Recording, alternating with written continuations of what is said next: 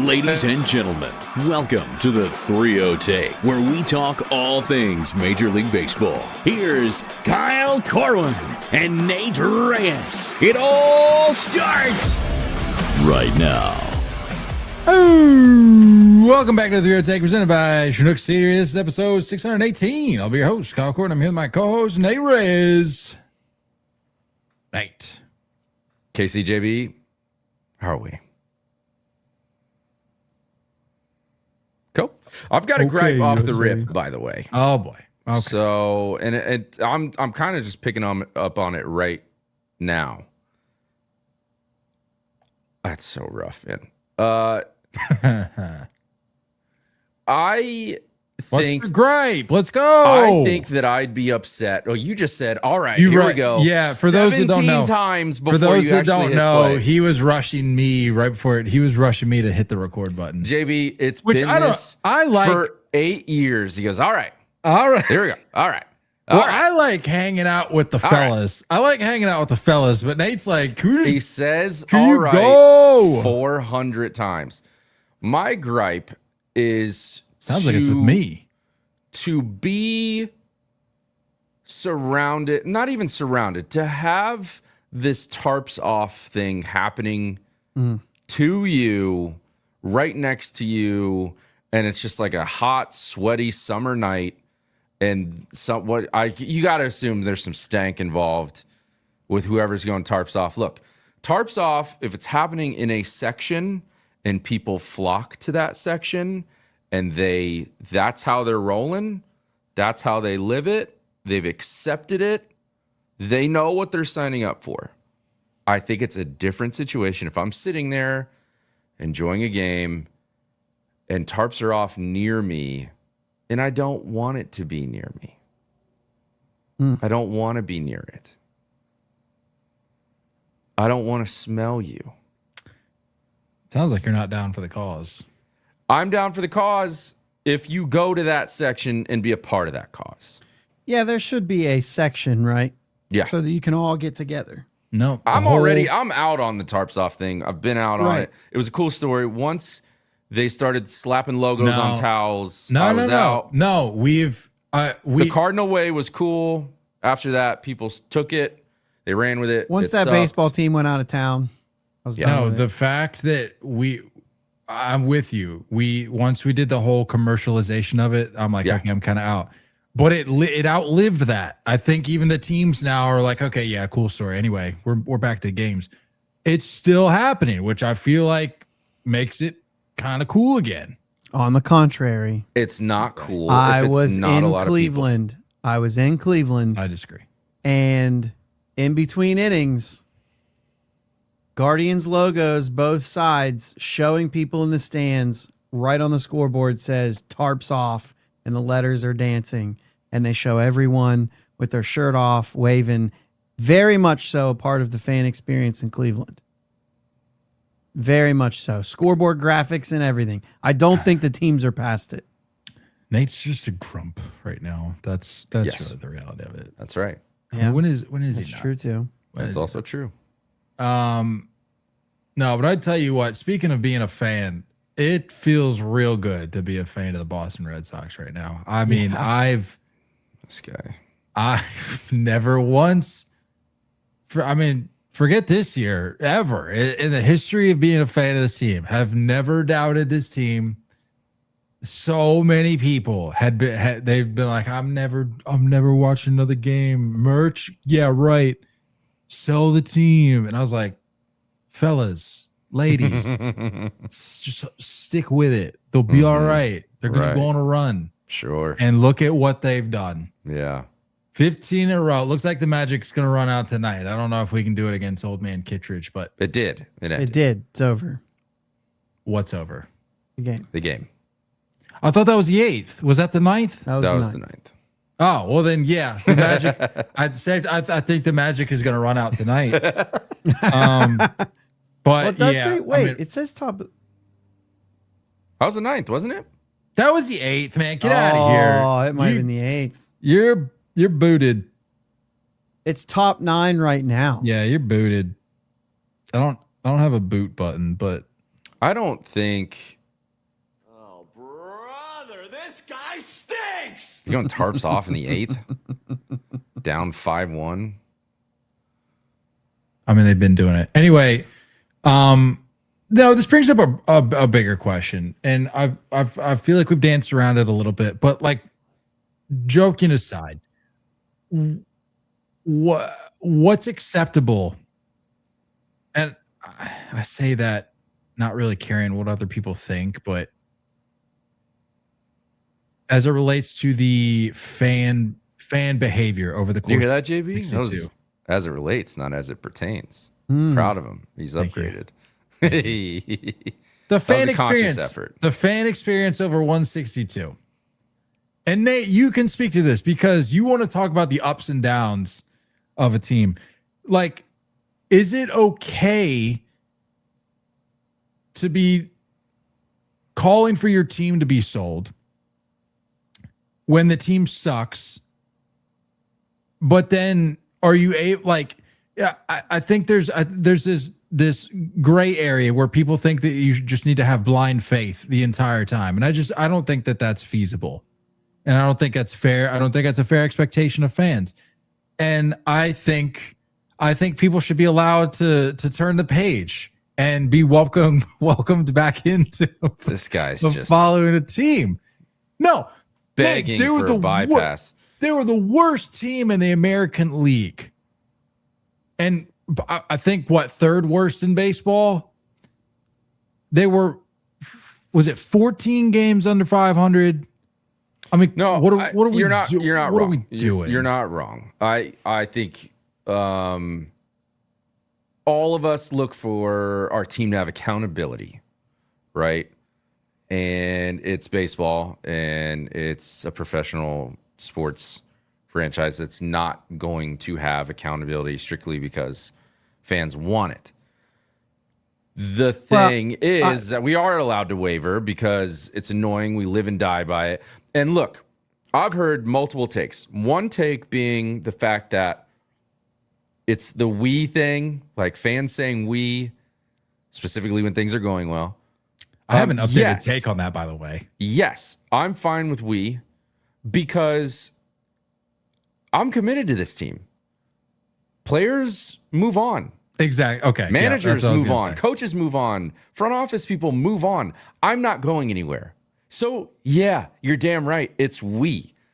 I have enough in my closet and enough hats sitting back there that help fund whatever I'm witnessing this freaking summer. So, yeah, it's we. That's one take.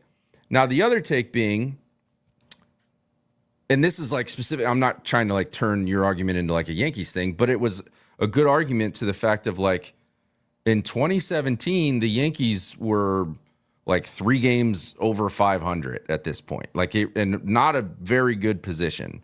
And they do some trade deadline stuff, and baseball happens, and hot streaks happen, and they get all the way to the ALCS and almost go to the World Series. So it's like one of these things where it's like we get caught up in the day-to-day, game-by-game, series-by-series thing, and we just, at the end of the season, we look at it and we're like, I don't know how this team was a 90-win team, but somehow they were.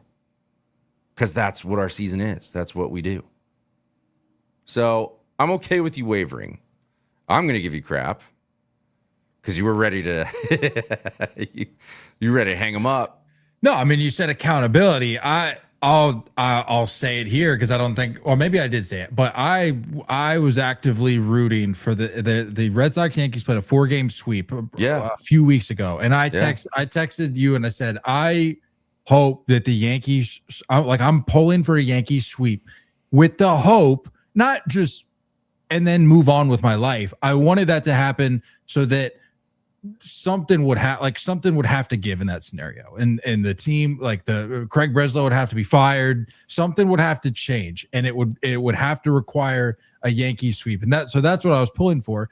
But now that the team's playing better and actually playing like a Major League Baseball team and not a 4A team, like, yeah, have I been watching this whole time? Yes, that's the key difference. Is a lot of times people will be like, I'm checking out.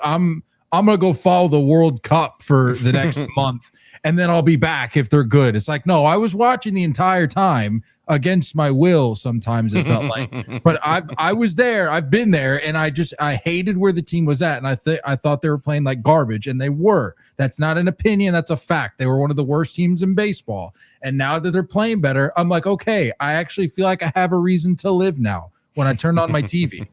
Anyway, that wasn't directed at you. That was just an overall thought. JB, you had a thought. Yeah, I think we use the word accountability wrong. Very rarely does accountability include firing someone. If you're holding someone accountable, you want them to do better, not get out of my face. That's not accountability. If you have someone in your life that you hold accountable, you don't disassociate with them. Well, you help them through something, right? I think we're going to talk Red Sox specifically. Nate said accountability. I said accountability. No, but that's when I said I wanted Craig Breslow fired. I just wanted something to give, and that was the thing that I wanted to give. And I'm not calling you out for that. I'm sounded speaking, like you were. Well, no, what I'm saying is because we use it a lot that way, right? That's what we use as accountability. There's no accountability in this organization. But somebody should be fired. Hold on, I got a lot here. So it has to just be firing, though. No. Just be firing. It can get to that point, right? It can get to that point where that's like when you say I'm holding someone accountable or whatever. But accountability in the Red Sox circumstance, in their situation specifically, should have been on the players the entire time because they had a roster that could do what they're doing right now. They built a roster that was good enough to win in this league, and they weren't getting it done. That's not on your general manager. That's not on the manager. More on your manager than it is the GM. But the point is they had the roster to win.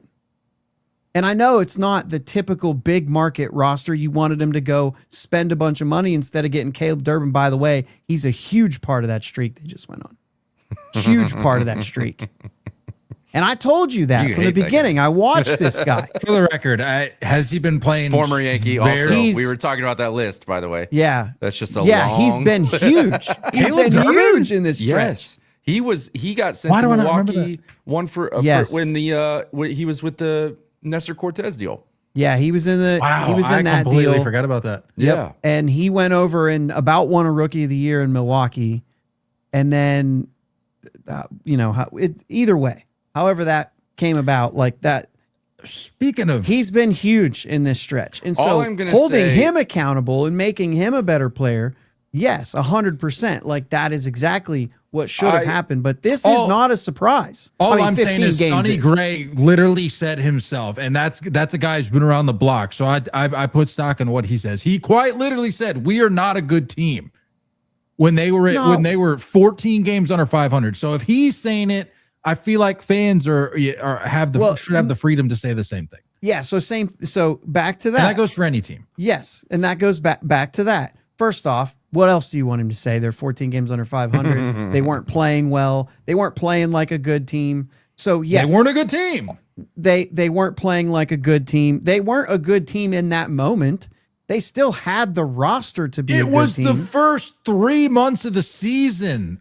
Moment. That's plural. That's a lot of moments. We're getting stuck on the wrong thing, though. The point is, the point I was going to say is, as far as like fans and how the fans should treat anything, I kind of subscribe to like, I don't care. So long as you fan, do it your way and don't tell other people how to do it. I don't mind encouraging fans to stick around. Stop telling us how to do it. No. I don't mind encouraging fans to stick around. That's what Nate said he would do. That if you checked out, he would say, don't check out on your team. That's your team. Like, I don't mind doing that. But if you are checked out, don't try to get everyone else checked out. Let people enjoy the game if they want to. Because every single day you turn on a baseball game, you have an opportunity to win a baseball game. I'm going to enjoy watching those. Dude, I went through 20 years of losing with my team. I still enjoyed watching baseball. How old are you, by the way? I tried. I thought he was just... So anyway, yeah. No, I mean, the thing is, though, it's, you know what I'm saying? Like, I think fan how you want. And whenever that team turns around, come on board. I'm not gatekeeping. I'm not telling anybody to stay away. I want that stadium packed. Yeah. If you're not a diehard and you'd rather watch NBA, then I don't understand you, but go watch. Do whatever you want. When this team gets good, we'll be here waiting on you. No. That's where I draw the line. I feel like if you're invested and you're watching every night, despite it being a garbage product, and this isn't just this, we're not talking Red Sox anymore. This goes for any team. If you're sticking around, still tuning into the game, still tuning into your 7 o'clock showing or 4 o'clock, wherever you're at in the country, whatever time zone you're watching, if you're tuning in, night out, I feel like you have a right to complain. Yes. And you have a right to talk about how poorly the team is playing and how much you want the team to be sold, even if it's out of frustration. Sure, that's a stupid statement, but yeah. But not in all cases. No, the selling thing is mostly stupid. But anyway, I disagree. No, but you're right. If you're watching the game, if you're fanning, right? If you're a fanatic of that team and you're watching and you're frustrated with what you're watching, absolutely. That's what I'm saying. But it's the and people I don't that mind check you do out it for but months at a time. But don't go telling, Nate that he has to do that. Well, I mean, I know he already does that, but you know what I'm saying? Just as an example. I'm not going to tell anybody they have to do that, but I lose a lot of respect for you as a fan if you're only tuning in when they're going on 5, 10, 15 game winning streaks. No, that's not what I'm saying. I'm saying if you're watching the game, if person A is watching the games and person B is watching the games, and person A decides to enjoy baseball and person B decides to hate everything in the world, person B shouldn't tell person A to hate everything in the world. Both of them are still watching the game. Enjoy it how you want to enjoy it. All right. I think person A can encourage person B to hang in there. It's a long summer, but I don't like it the other way around. Don't try to ruin my time here. You know what I'm saying? Now, if you're checked out completely, you're not even involved here. You've checked out. We're not even talking to you. You're not involved. But when they get good and you want to come back, come on in. I'm not going to gatekeep and keep them out of the stadium. I want them to come back too. Because those aren't the diehard baseball fans. You know what I'm saying? The diehard baseball fans. The difference is when you're talking about sticking with a team and you're watching over and over and blah, blah, blah. You've been watching for years. I've watched this movie. I've watched this movie almost every year where it's hot start, poop down my leg for 2 months, scramble at the deadline, build everyone's hope back up. Casey's lived through the same story year in and year out. We don't need to make this move because these moves were perfect. And then they come out of the gate slow. So I think that's the accountability side of it, is that it's like, I'm tired of being gaslit and being told or convinced that this is going to be different. That's where I'm okay saying, you know what? Instead of the game being volume to the max, I'm going to have it on mute. And I'm going to cook dinner, and I'm going to kind of peek over at the game as I'm cooking dinner. And it's just a little bit of different consumption. That, to me, requires some accountability. And I'm not saying people need to get fired. But what I'm saying is, I'm tired of watching podcasts and personalities on, whatever platform saying, here are the numbers. Here's this. And somehow my favorite team that I've been watching my entire life is telling me, no, that's not right.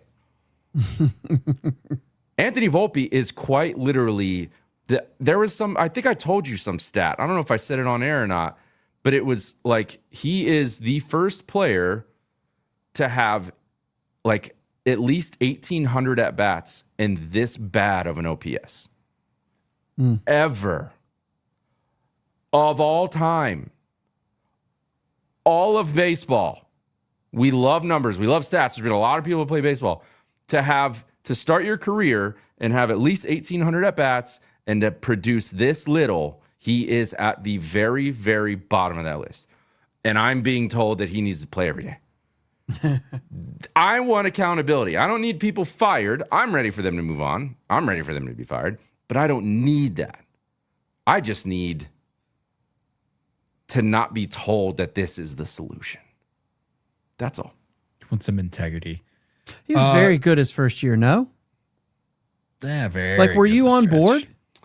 I was on board because I'm always on board with every prospect that we covet.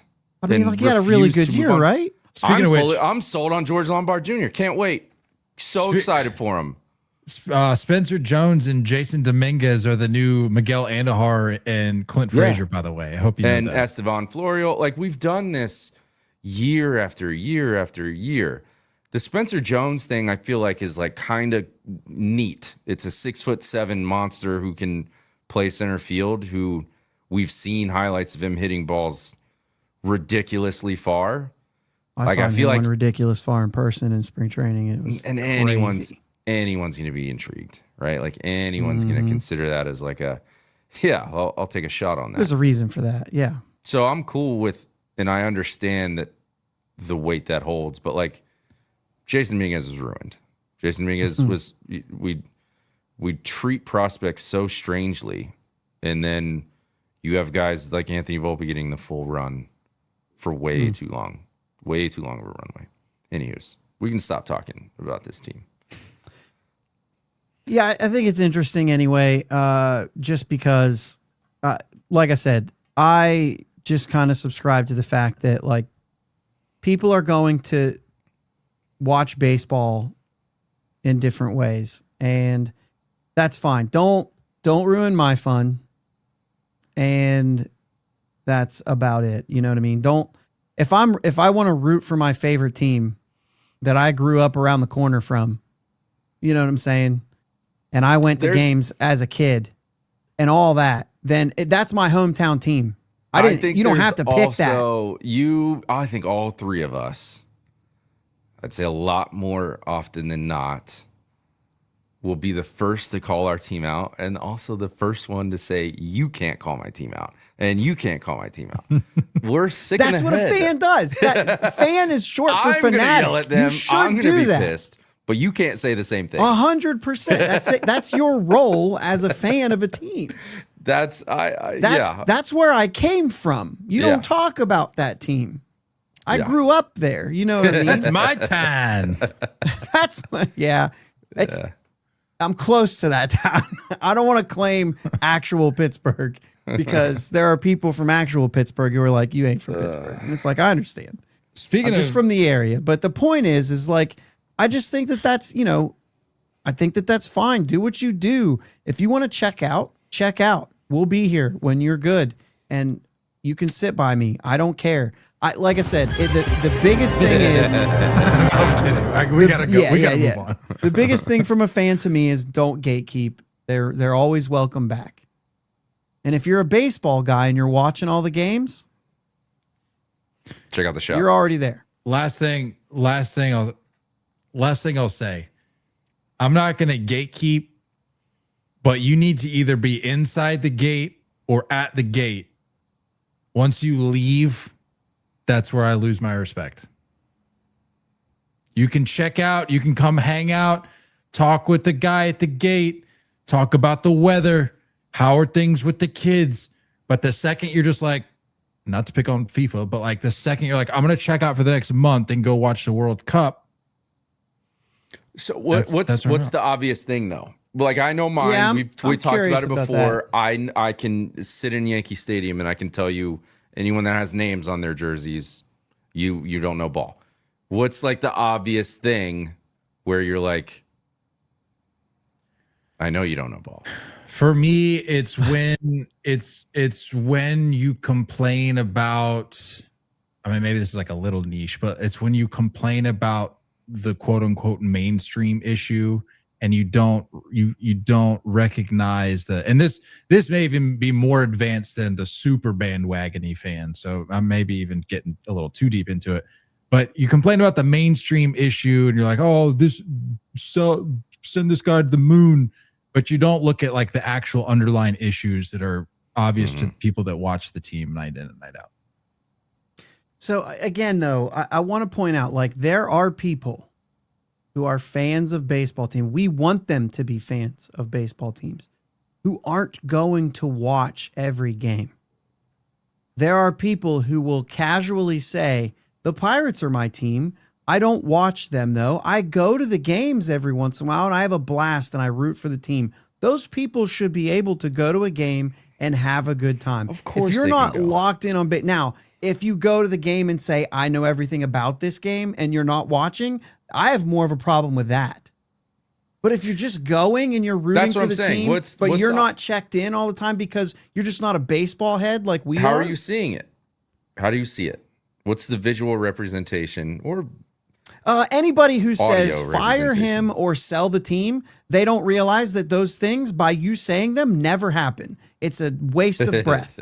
None of those things are going to happen a because lot of you people yelled sitting it. in your park saying that though? But so you're saying, And guess what didn't happen? They didn't sell the Okay, team, but then and by- they by didn't that fire logic- the GM, and all of a sudden the team's in a wild card spot. Okay, but by that logic, every person ever employed in Major League Baseball should keep their job, is what you're saying. No, but it's not going to be the fans chanting it at the stadium. No, but like that's they going to can make it express happen. the sentiment and be like, can somebody in the front office or can somebody in the clubhouse wake up and realize that something needs to change?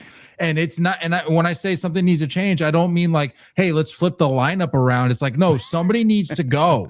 Like We hear this that all isn't- the time, This too. isn't working.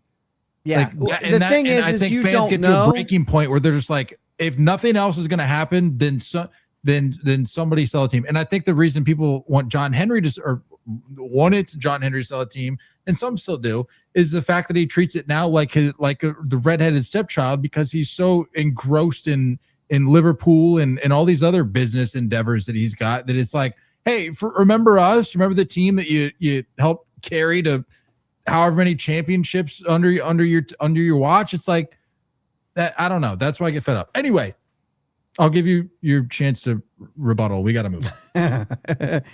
Yeah, I think that those decisions are made when those decisions are made, and you're not going to do anything about it. And so the fact that you chant it means you don't know what you're talking about. You also don't know what you're talking about, and you shouldn't know what you're talking about because you probably have a job that you know about.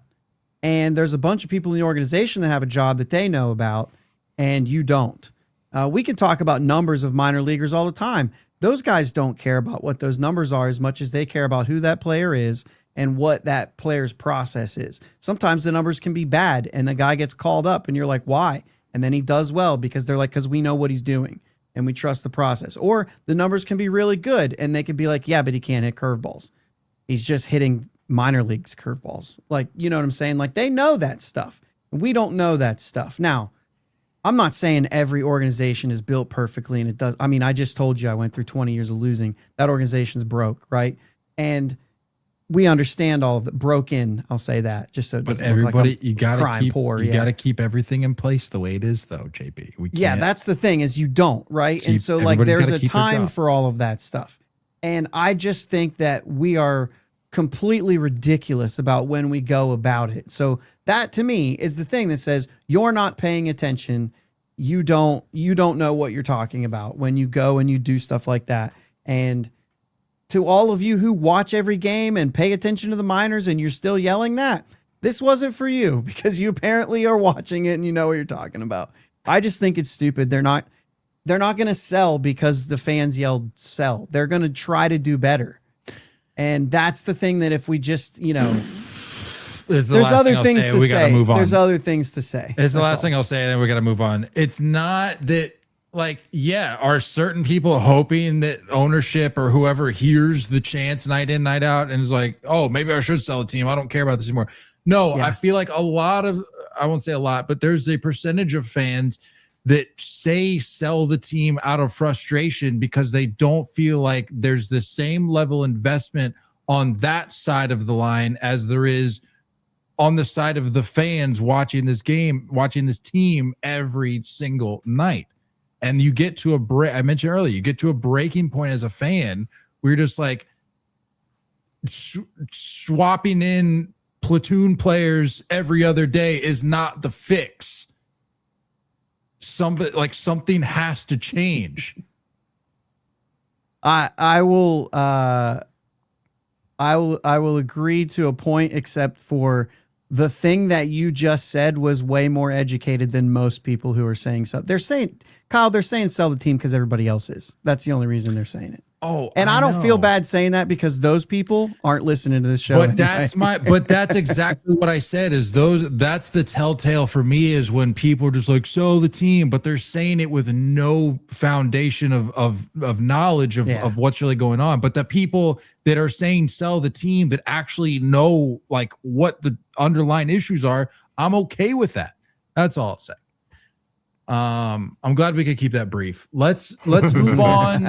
Let's move on. Let's take a look around the league. What's happening? No updates really on the Skubal front, it seems.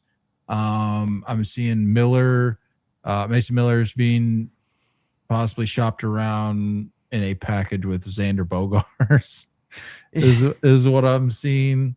So you saw that. I saw the 2 top 100 prospects.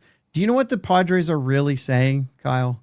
We're not trading Mason Miller because they're not getting either one of those things.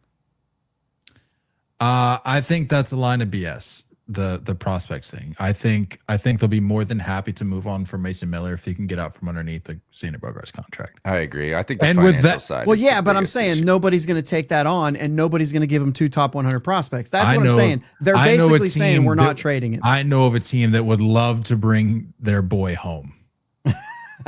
And also get a really good really good closer out of He's it. going to be Volpe's replacement, isn't he? Probably. I would never watch another baseball game again. If Xander Bogaerts suited up in the pinstripes. No, be and play careful what you short, say. Be careful what you say. That would be You won't. You'll that watch would be baseball. death. That would hurt so bad. That would hurt. I don't think it's going to happen. That would I hurt don't think more they than would do it Bryce either. Harper suiting up in the pinstripes, by the way. Like, I just want to make that clear. Like, Bryce, I don't think they would. whatever. Bryce, if he ends up in New York, so be it. Fine. That was bound to happen at some point in his career. But if Xander goes, I'm out. I can't imagine them doing it. Padres or I can't imagine the Yankees saying yes to Xander. They'd be more likely to give up the prospects. But the Padres hold all the cards here. You know, you don't have to move on from them. No, but you gotta start shedding some of this money. Oh yeah, for sure. And that's probably the only reason this conversation's happening.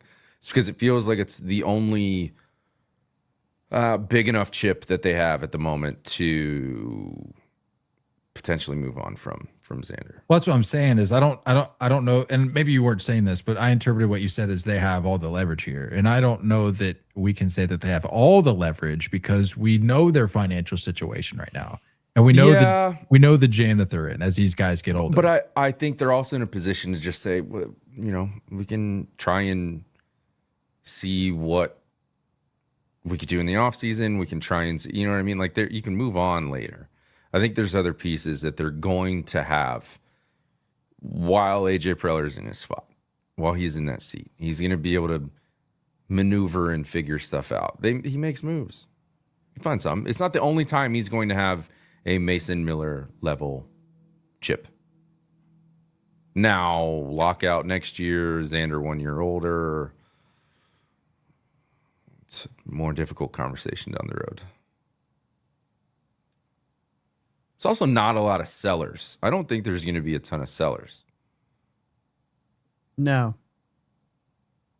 Certainly not in the American League, especially after watching what the Red Sox just did. I mean, I think every team kind of paused and said, man, if we think we might have that in us, it changes the game entirely. Yeah.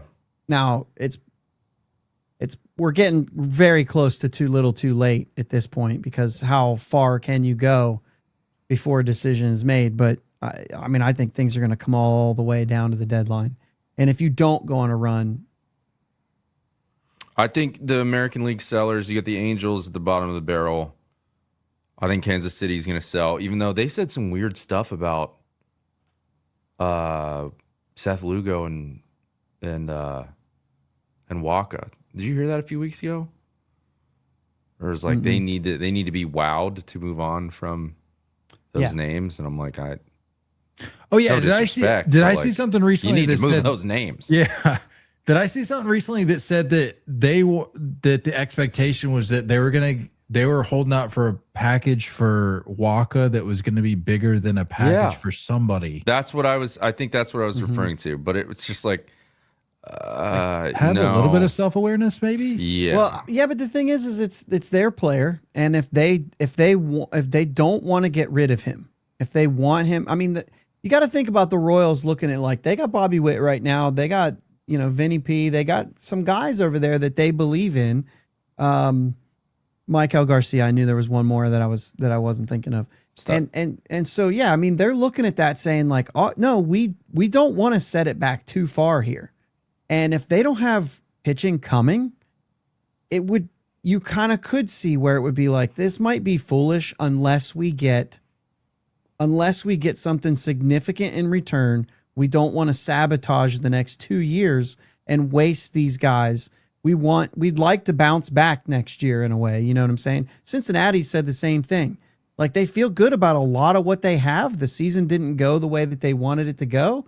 And so like Brady Singer's on the way out. Yeah. But like, they're not going to move Hunter Green or Nick Lodolo or anybody because they can count on these guys moving forward, even though they've been injured and whatever this year. I think they're saying like, we still want to compete in 27. So if we can make a move that can keep that happening. And I think for the Royals, like maybe Michael Wacha maybe getting rid of him is not a great idea unless you can get a guy that might be good next year. And I think the whole point behind the comment was because of what we're talking about.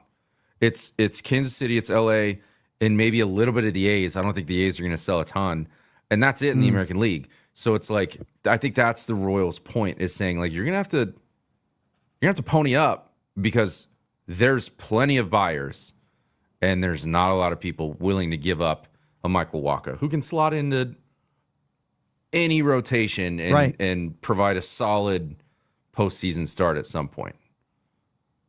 But at you want to say something? Go ahead, get it out. Oh, sorry. Go ahead. I thought you were. No. No, At the Royals, or just in general.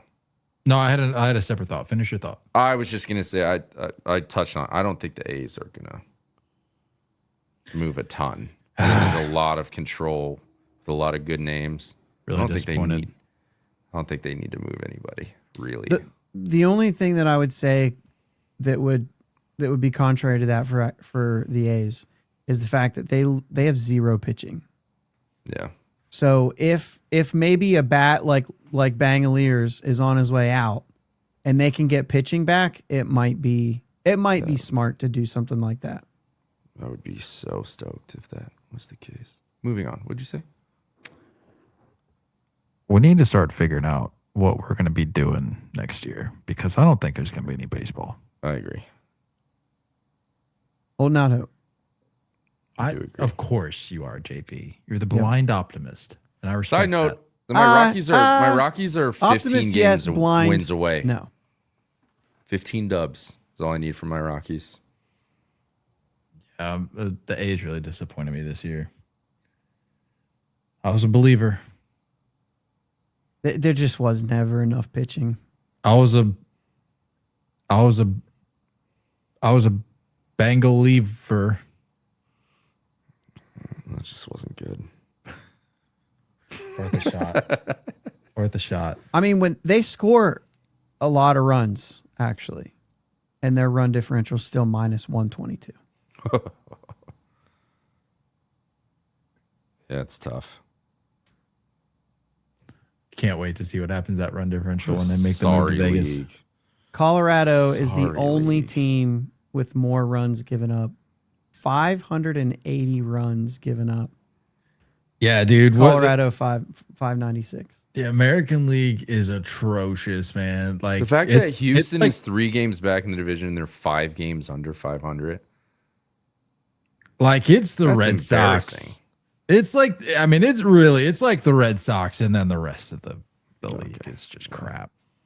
I mean, honestly. I mean, what was the? Oh, speaking of the Rockies, what was the?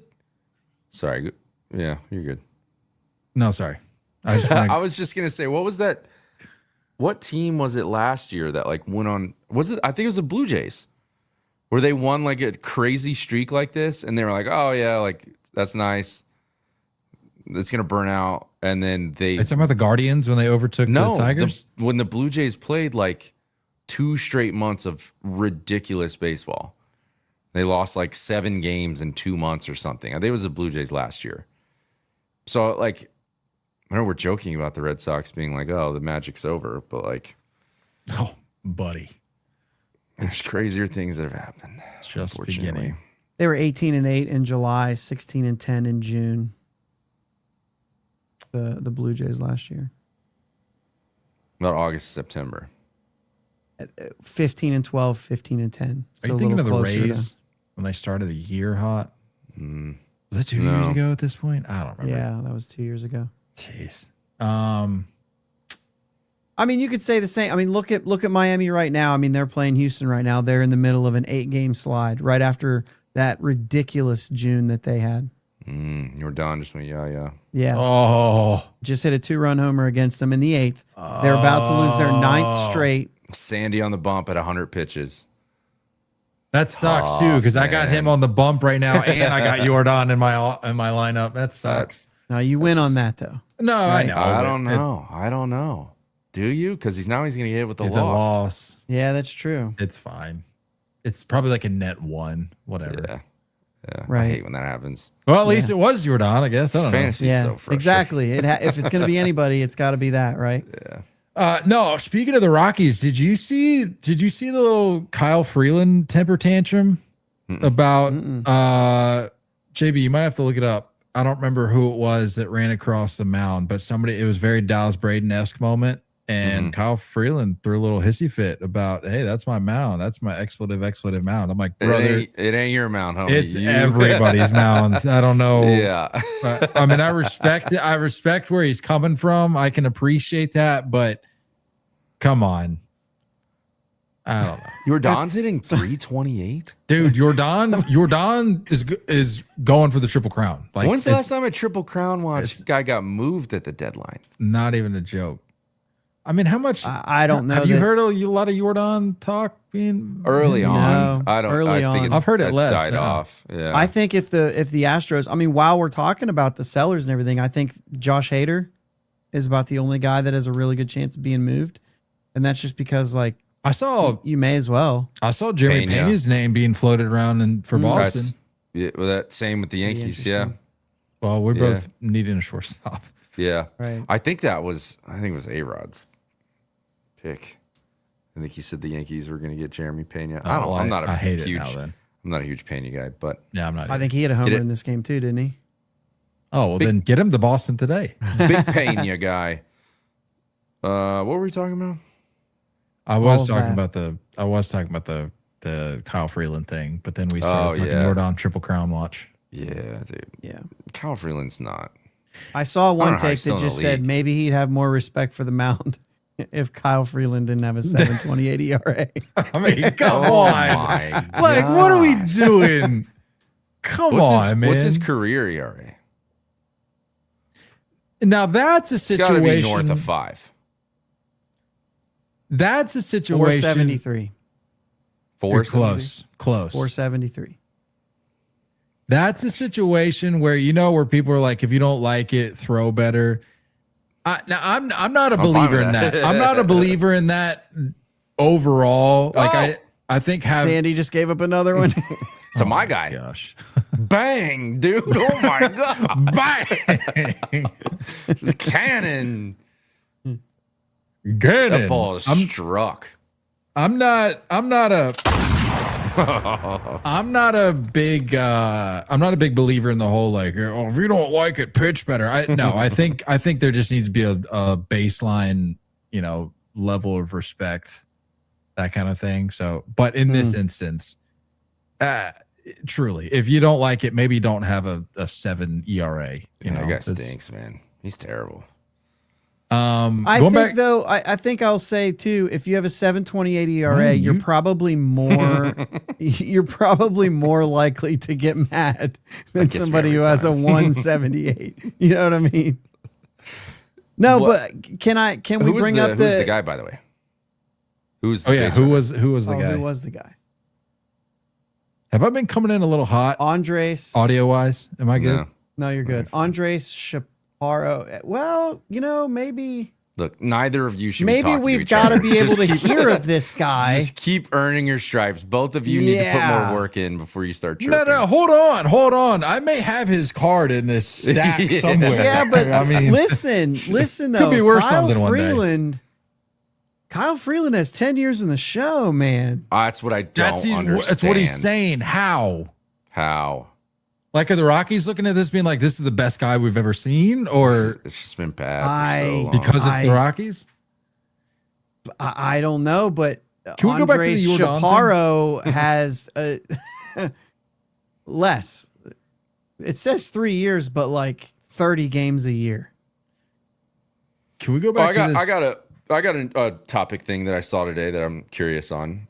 Oh, yeah. No, sure. Let's talk. Let's talk. We've exhausted Yordan. We've exhausted. No, I just had a question, but What do you got? Let me check my button here. Make sure I'm not on mute. What do you got? No, I was just gonna ask if he's, and I know this is gonna be tough for you to answer because you're a big Judge guy, but is Yordan the most pure power hitter in the game today? I mean, maybe I take the power label off it and just say pure hitter. Is that a stretch? No, I think he's up there, but this is the first year of him stepping into this. Mm-hmm. What is he? Well, he's he had He's a 308 career- a couple Hold years on. ago. First year? No. hitting no, north of 320. Yes, At it this would point be his in his- first in year this hitting season- higher than 308. I'm not saying hitting for average. I'm Well, that's just what saying, when you say pure, that's what I mean. Pure power hitter, fine. If you take off the word power and just say the most pure hitter, I'm going to say no. No, Not yet. I think it would pure has to be all around hitter, right? This will That's be his what I'm first saying. year. He gets to 40 home runs. He's had a 400 on base 3 times. He's a 977 career. What was the next closest? You said the first year he'll get 40. What I mean, it would have had to have been like 38 or something, 37. right? 37 Okay. back in 22, then 31, Jeez. 35. You got to remember also You're last year calling he had me a 6 big home Judge runs. guy, and he's cracked 60 multiple. You know what I mean? Like Right. Like 50 multiple Judge, times why and he said hitting it Judge was is 40, 330. 50 with I- 320s. Yeah. Yeah. I understood it was going to be hard, like there was going to be some bias there, understandably so, rightfully so. But I just didn't Yeah. know, like, if what he's been doing, what feels like the last few years, if it's changed your mind at all. And I know Judge has been great during the same span. I'm just saying, he's a freak. Yordan's a freak. Like, I give you that for there are sure. few guys, and I know I make the running joke about the whole clutch thing with Judge, but like truly, there are a few guys that would intimidate me more in Yeah. a high leverage situation than Yordan Alvarez. I think Yordan's easily on the Big Poppy track of career. That's the vibe he gives me. Easily. Yeah. Yeah. 100%. And I guess I'm not familiar with Big Poppy's averages and on base and that. I don't know if was he living in that right around was like- 300. He started to figure it out. There was a couple years where his peak where he started peppering the monster, and it Dude, was like, look at the last year he played. yeah, Unreal. it was later in his career. He like matured on that side of it. Obviously, a little bit of power dip. He was but, like I don't want to say like a 270, 280 guy. Yeah. Yeah, 286, 380 Yeah. on base. Yeah, 141 OPS plus. And you look at Yordan, he's 300, 394 with a 168. He's right there. The only difference is that you have some early years of Poppy before he was Poppy, when he was just David Ortiz with the Twins, Yeah. that are probably bringing some of those numbers down a little bit. And Yordan came up at 22 and knocked 27 homers and hit 300. So, Yeah. you know what I'm saying? Like at a younger age, he started doing it. So some of those numbers How aren't old is down. he? But yeah, he's Who, Yordan? 29. That's unreal, man. And like this is it. Like this is that age where things like that start to just click. it starts to click at another level a lot of times. Between 27 and 32, you're gonna be a different dude. Yeah. And I A traded lot you, of times. Not for everybody, but I don't want to trade talk you, about it. Did I trade you Corey Seager straight up for him? He this pissed year? me off last year. I had Yordan last year, and he was a nightmare. 6 home runs last year. I was I mean, he pissed. played So 48 games. So. when I drafted him, I was like, you know what? Yep. Yes, I it got was bit 1 by for 1 Yordan for last Corey year Seager. too. And you were quick to move. You're like, brother, can you please accept the trade? Yeah. I'm like, all right, pull my arm, I guess. I don't I know. think that was an in-person negotiation too. I think so. Anything else around the league we're missing? Well, that's yes. obvious? But this What's is like your a thing? bigger, more open-ended conversation. The more Not the merrier. specifically about this player, this situation. I said we're going to be done talking about the Yankees, but Jose Caballero got into it with an I'm over umpire it. I'm over it. of the eyes up thing, having to be at 8 seconds to make eye contact. His thing all year, that's his way of messing with pitchers, is that he gets in the box and he keeps his head down, and then he looks up perfectly every time at 8 seconds. And No, he doesn't. But Hold on. I'm throwing the flag. I'm throwing the flag, not to defend the Yankees here, but the only reason Josh is feeling emotionally invested in this right now is because they're playing the Pirates right now. If they didn't see the Pirates until September, or if the Pirates didn't see the Yankees until September, JB would be like, can we get on the Rays question of the week? I'll get my take out of the way. Before you do that, Kyle, you know me better than that. You know that's not how I do things, first off. Fair. And there's a couple times I've heard that, and I won't stand here and listen to it. He said, I won't stand for it. I won't stand for that. You know I'm better than that. I did my homework. You are, I would venture to say you're a little more fiery. I'll at least give you that. You're a little more fiery about it because it just happened. Because I want to hear what Nate has to say, but go ahead, Nate. I'm aware of this because of the things that happened this week. Because if you remember, this is the whole bench clearing brawl thing, or not, bench clearing heated discussion thing. And so I thought initially Dennis Santana was soft in that moment.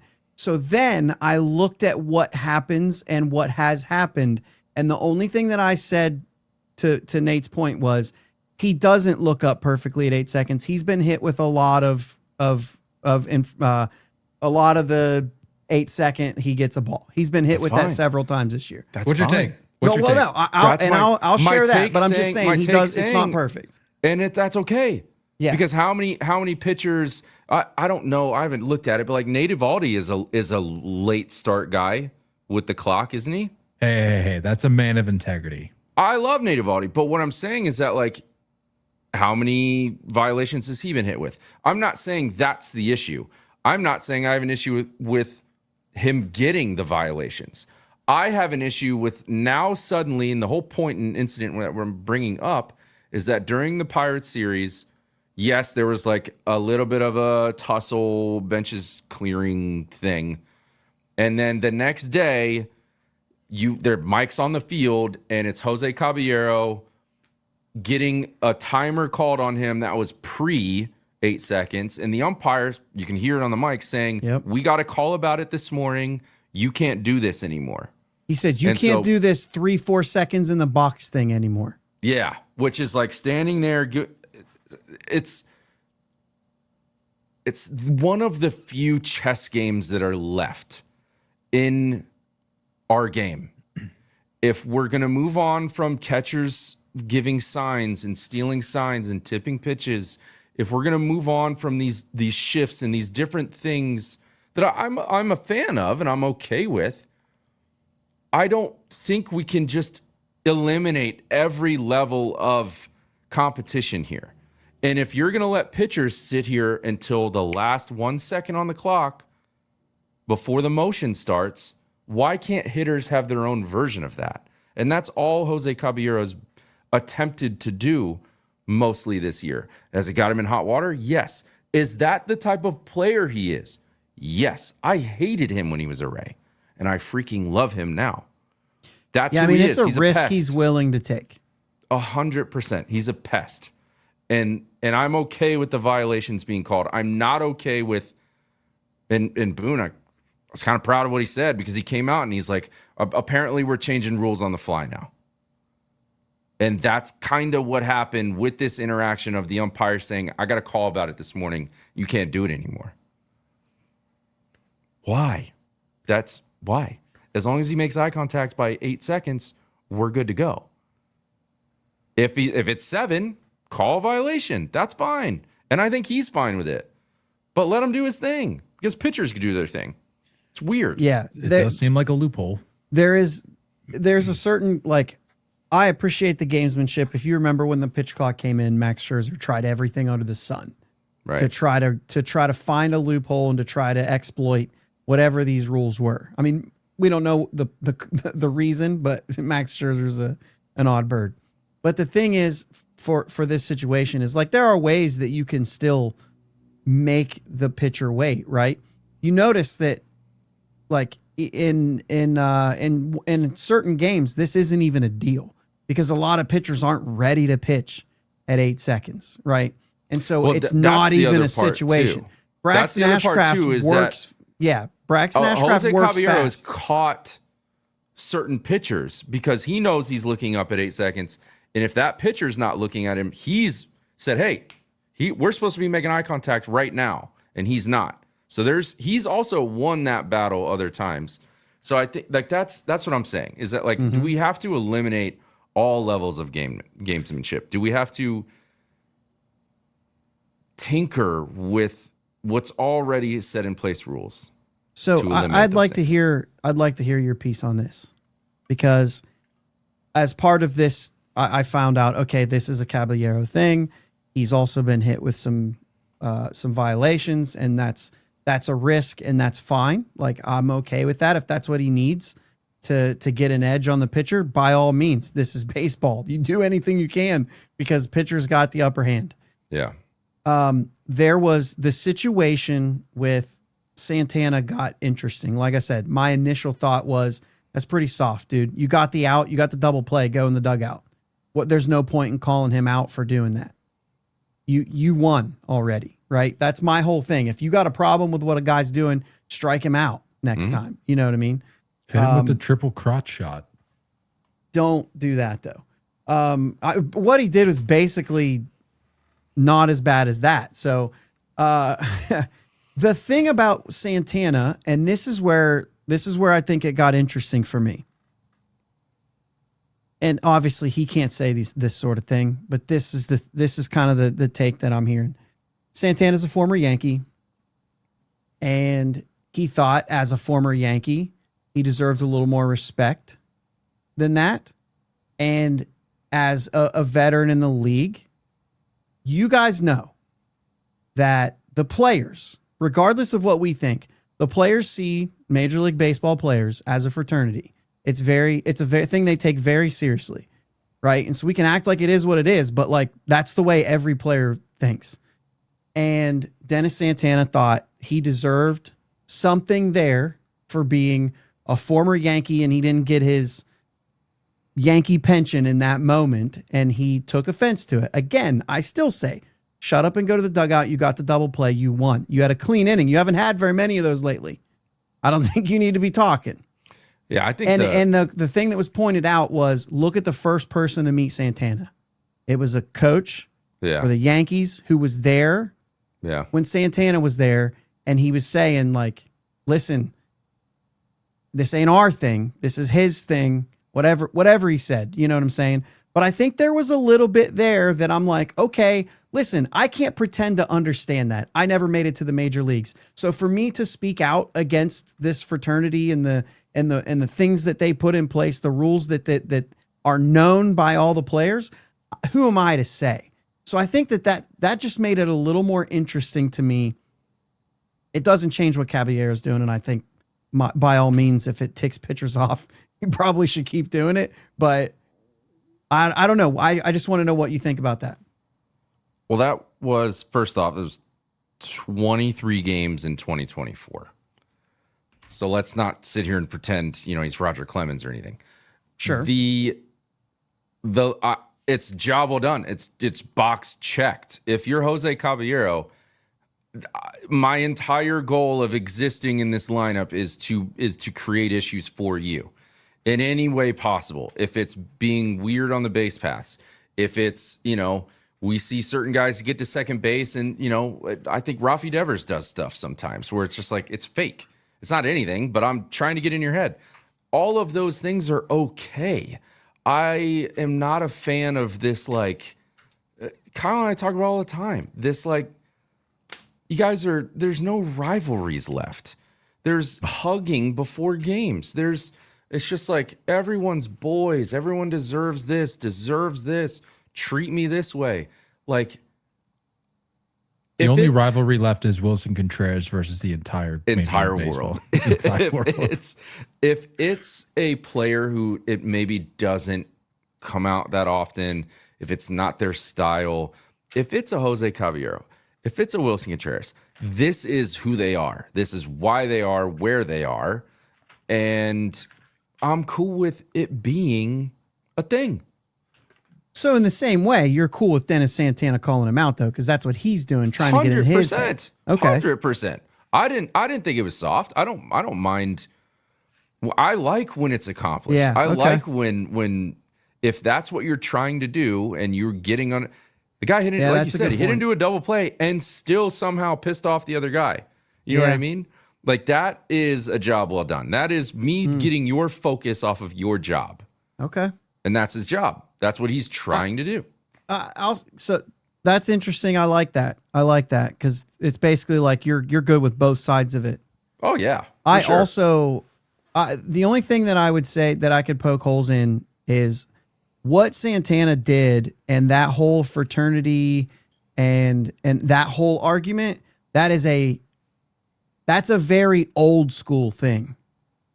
That is not a new school thing. The fraternity thing, the respect that you show former players from your team, or the respect that you show veterans in particular versus rookies, like, that is a very old school thing back when they didn't do hugs before the game. So I don't think I think that argument there is where that kind of falls apart, because I think that the fraternity thing is the arguments. The argument's there if he's going spikes up into second base.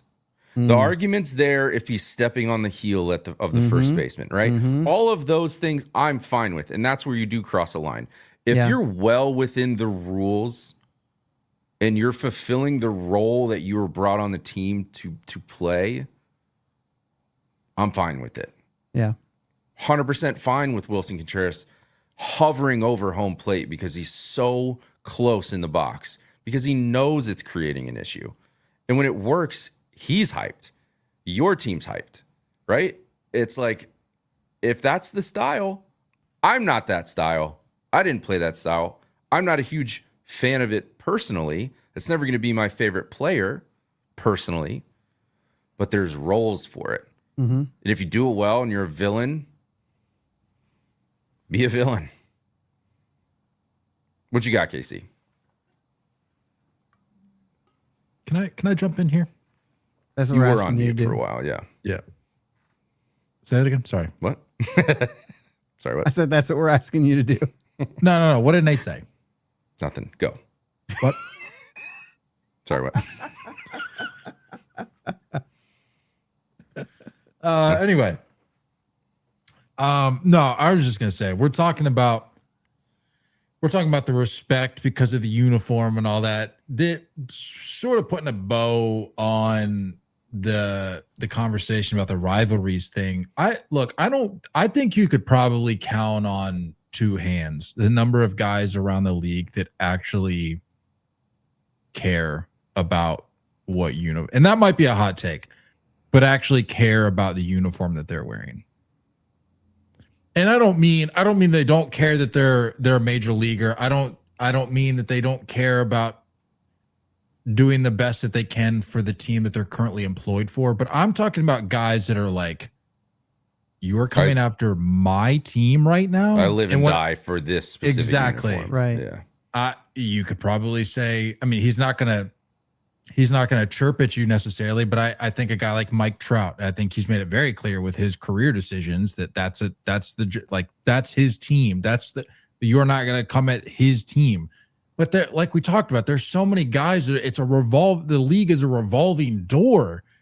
And that it lends itself to the larger conversation that we were having about what it means to be a fan and the whole like we thing. And that's been the update to my take on that, is that if anybody should be saying it's the fans, because we're literally watching this team every single day if you're a fan for life of a certain team, for the rest of your life, Yeah. These guys are here and gone Yeah. in a year, 2, maybe 5. But then after that, they've moved on. Right. But we're stuck with this team. So all I have to say, I think we're seeing less and less. And again, with guys just chasing money more so these days, I would say exclusively, but you're seeing a lot of these guys just being like, I'm just trying to go where the money's at. And I don't blame them. But with that, a side effect, a result of that, if you will, is that there's just less investment emotionally in the laundry that they're wearing. Mm-hmm.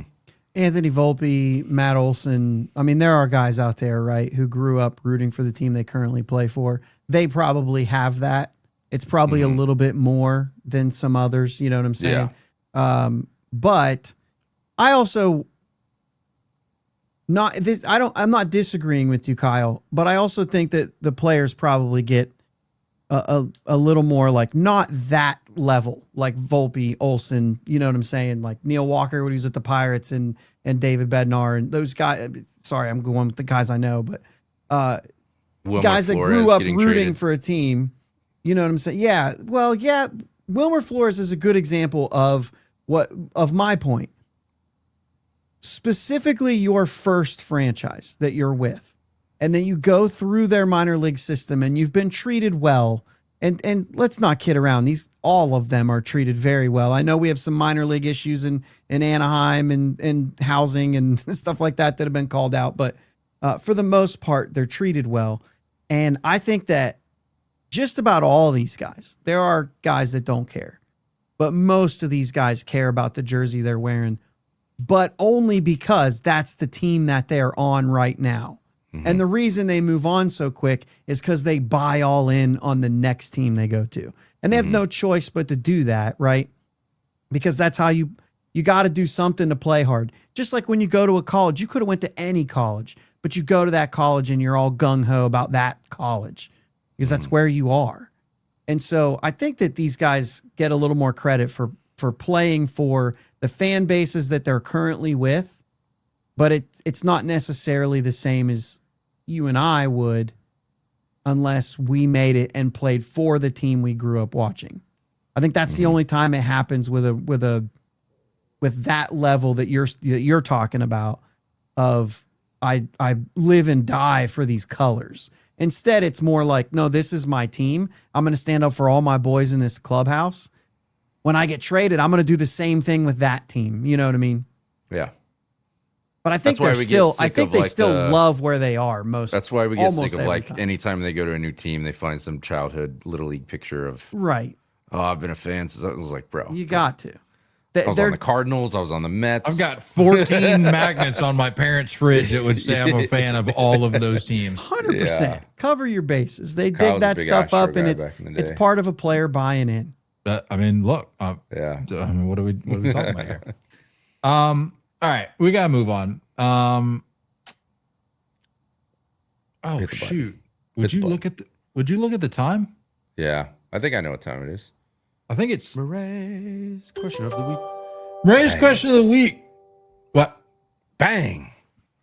I'm sorry. What? Huh? Oh, Murray's question of the week. Let's get serious for a second. Brother, I'm dragging a little bit. I think we're different kinds of tired right now. Yeah, I almost fell asleep at the changing table this morning. Meredith was like, "Are you good?" I'm like, "No." Yeah.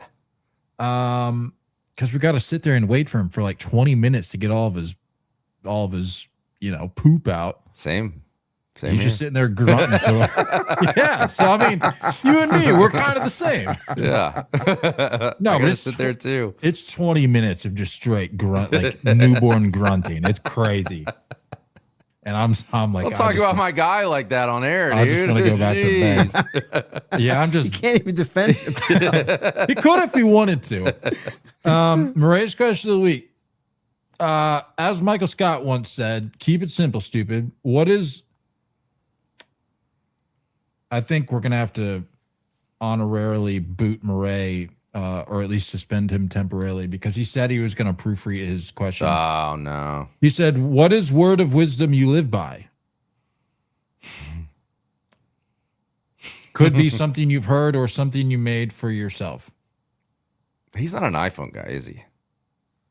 Yeah, he is. Is he? Yeah. I don't see why that matters. It Maybe- does. yeah, On the but- autocorrect side of things, it's gotta. I don't They know. all Is he leaning? autocorrect. Is he leaning into the? Is he leaning into the Korean thing there? What is word you live by? What is You're reading it in the Confucius say? wrong. You're in the wrong tone. That's exactly what it is. Korean number one. baseball wrong. Man with 4 balls cannot walk. And nobody can call me racist because Murray would laugh at that more than anybody. And Murray is a Korean. So what's the word of wisdom you live by? Word of wisdom.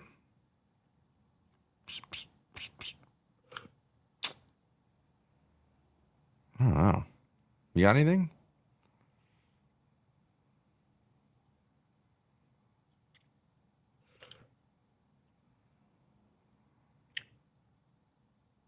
I feel like it's fair to the guy who sees these questions ahead of time to have the first I didn't think one. about it. Oh, I don't like to should we do put like it. a- Me. Should we put like a baseball lens on this? Sure. All right. As a fan, what's like a fan philosophy you live by? I mean, mine's probably a little cliche, but I think like the earn your stripes, earn your pinstripes type thing. Yeah, as like a fan, is the way I view players on my team. I'm like, you haven't really earned it yet. You know, I'm gonna need more from you.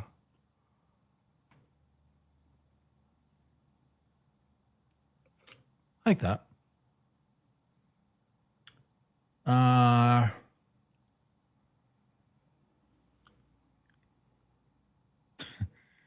I mean, kind of going off the cuff here.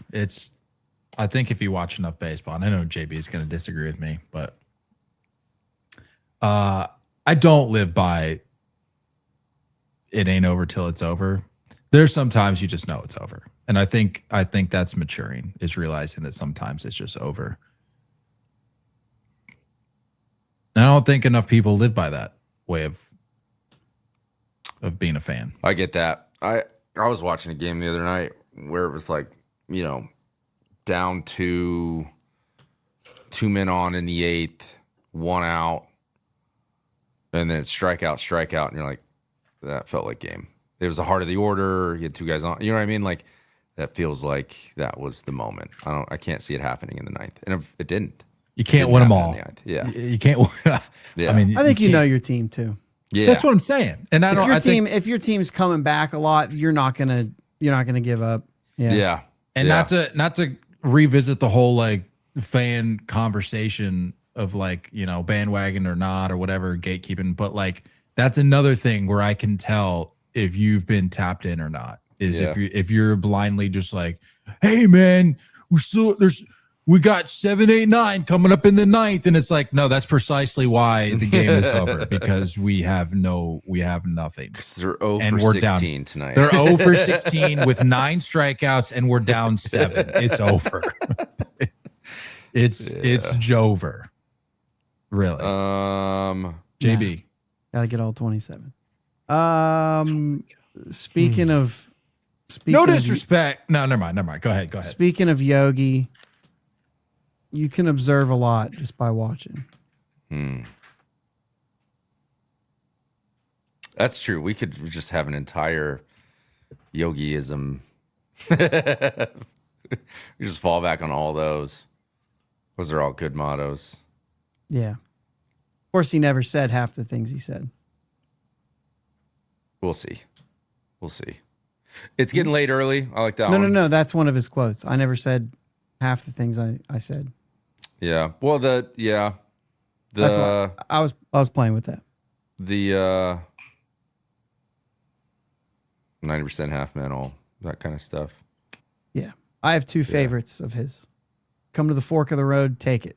Yeah, I like that one. And they asked him if he was going to go to this certain restaurant for dinner, and he said, nobody goes there. It's too crowded. I don't know. I didn't know that one. I love that one. And the fork in the road, take it. Do you know what that's from? No. He lived on a street We need the that poo. he came to a fork, and it didn't matter which way you went, it just looped. So he lived on the back of that street. So when you come to a fork in the road, take it. It doesn't matter which way you go, you're going to get to my house. That's baller. That's cool. Yeah, that's it. That's all. Yeah. Some of these things, man, Murray thinks about them, and then I got 30 seconds. Yeah. I did too. Sometimes at night I'm like, oh, I could have said that. I think you confused me getting the messages ahead of time with spending the amount of time Yeah, this that I guy's a get zombie. it. I would hear the question, I wouldn't be able to stop until I came up with something. No, I'd just be thinking about it. I log it, I write it, I jot it down. In fact, I don't even jot it down until we sit down to record. It just sits in he sends me texts, and we just have a running list. In fact, I don't know the last time I responded to Murray. It's just he just sends me questions. It's Good for Murray. kind of funny. Way to stay on track. All right. So last things first. Is that a yogiism? No. I don't That think I so. know of. Well, first things last. I think Nate and I should both be put in timeout for not bringing any Uncrustables Oh, to the podcast. look at this. I mean, good thing you doubled down last time, Nate. I totally forgot gosh. about it. Nate, you've been Oh traveling. my gosh. Kyle, you got a do you baby. have Both any? of you get a pass. I'm I have some in the mini fridge right here. They're upstairs, but I kind of. I mean, We're supposed to be men of our word. I can't eat Doesn't it- 5 over the time of the draft. That especially we've been picking up speed with these drafts, dude. It'll be like the 10 minutes. I'm not having one every 2 minutes. I This shouldn't have can't said be anything. Good, man. I totally forgot. That's crazy. I mean, but there's got to be a punishment here. This is Just add. I'll double my number. No, you can't do that. I'm at 120 now. I can't support that. I'm just ashamed You personally. should be. I'm ashamed too. We should both be. I genuinely didn't even think about it. That's bad, man. Yeah, it's tough. And I had Chick-fil-A for dinner, so it's like I didn't even really offset anything. I had a Costco hot dog for lunch. Jeez, this like, guy. I don't Oh, think hey. Uncrustables. This I ate a guy hot dog. is all right. I ate Hey. a hot dog. All right. How'd it go? It tasted like a hot dog. Yeah. Yes. Yes. Oh, it was after All the Clubhouse buttons. on Sunday. I went out. I fired up the grill. I was grilling burgers. I said, "Give me some dogs. We're trying one." And Because what'd we you went think? to the game. It tasted like a hot dog. It was awesome. He I don't had know a what that hot means. dog. Okay. He had So a it was hot good. dog, and Yeah, then so like I haven't been, it hasn't tasted. It hasn't tasted like a That's hot dog. you today after your diet. This guy's he's had just money burn a hole. Bought cards today. You go Eggs to for- lunch, get Costco. eggs for breakfast, a Costco hot dog for Yeah, lunch, dude. and a Wow. Chick-fil-A sandwich for dinner. But that's awesome to hear you had a hot dog, though. What'd you That's- put Yeah. on it? Did you go plain Jane? Yeah, ketchup. All right. As long as it's not plain. I had it plain. Dude, Costco is stressful enough, man. I don't have time to be standing in line at the condiment table and Why is there a line at the condiments? lather it up. There's two options. I will also Have say you that been if to I a show Costco? up and There's it's a line not Heinz everywhere. ketchup, I'm not going ketchup. I think Heinz is overrated. Did you know? Have you Not seen when the you grew thing up where about? I did. I think I think it's booty. No, don't. it's No. ketchup. Okay, No, we got to it's do a draft. We don't have time to talk too about sugary, don't too have time for sweet. that. Maybe we'll have a conversation off How air. many I don't different want variations of ketchup are you having to where you can even have an opinion on ketchup? I love ketchup. Okay, I think it's Hunt's- too sugary. I'll give you Hunt's. I've heard of that. Hunt's is great. Great ketchup. Okay, French's, Nate- great ketchup. Okay, that's 3. And we're gonna Give- slander one of the most iconic ketchup brands because you've Yeah. had 2 other flavors or 2 I other. don't, what makes it iconic, really? They Really? They did. Did you know they own? I Yep. don't know if I can say these things. Nope. What about I this really draft? don't know What are if we I'm doing? allowed. It's a work thing. Let's talk about the draft stuff. Yeah. I'll tell you guys Well, after. real- I really don't. I think I would get in trouble if anyone ever heard it. If it's You're good enough, I'll tweet it out and then screenshot the post and Oh send it my out. gosh. Deal. You had beef with this draft and the results and the No, real quick. Did you know the thing with the Heinz? Did you know that, which I think it's legit, JB, correct me if I'm wrong here, but the whole thing of like these restaurants tried to get away with pretending like they had Heinz at their restaurant and they would put knockoff ketchup in the bottles. But the thing, and again, please correct me if I'm wrong. Somebody fact check me here, but I think love a good ketchup conspiracy. no, dead serious. Heinz apparently does like a color match with their label, and if the ketchup doesn't match the label on the Oh, bottle, then that's how that's you know it's not genius. Heinz ketchup. What was the ketchup deal with Fenway a couple years ago? What was that all They about? went with it was like organic ketchup, I think. No bueno. Oh, horrendous. Horrendous. Did they go back to Heinz since they corrected? I think so. Well, I know they corrected it. I don't know if they went with a ketchup that we would enjoy. I can't remember if Yeah. it was Heinz or not. But there you go, JB. There's an instance of That's fan like a outrage. Pepsi, it's like a Pepsi versus Coca-Cola stadium, you know? Yeah. I need to do an updated video on that, Controversial. by the way. People were really into that. Yeah, where are you at with that? Breaking down the ballparks. No, not the free refills thing. The video of breaking down which stadiums do Pepsi, which ones do Coke. Yeah. But yeah, there you go, JB. There's an example of fan outrage correcting course. See, We got our ketchup. sell the back. ketchup. Yeah. Sell the right Or ketchup. don't sell the ketchup. All right, time for the draft. Okay, here's my beef. And Nate, I have been a man of integrity with these drafts, so I want you to hear what I'm about to say. As me just trying to look out for the integrity of the draft and me not complaining. Okay, so here's my beef. Okay, so many of most of the comments, as you expect, on Facebook, and I know that that's not Always. exactly the best, the best pool to pull from, if you will, when it comes to could argue it is. sensible things. A lot of B's and C's. A lot of B's and C's. And I don't know even, what the name. I don't know who was assigned to who. you were A. You've been A pretty much the whole freaking time we've been doing this. I feel like we should probably not do that, right? But You should You mix gotta them up. switch it up. Yeah. Who's A, Like, who's B, who's the C? first pick shouldn't just be A every time. I think that's the whole point of having it. I've just done it because it's when you send me the picture of all of our answers, it's just easier for me to plug it I in. think you But gotta- that's a valid point. Then you You gotta switch it changed the order this time, Nate. What? In the picture that you send, put like the second Yeah, and then the log- third and then the first or something. Yeah, it's easier. I'll just log it the way you write it down. So just write it down Well, differently. I'm trying to remember the. Okay, that's fine. I'm writing it and how we're doing it, but whatever. Yeah. Anyway, no, I do think I thought JB was going to win after we finished. Did he?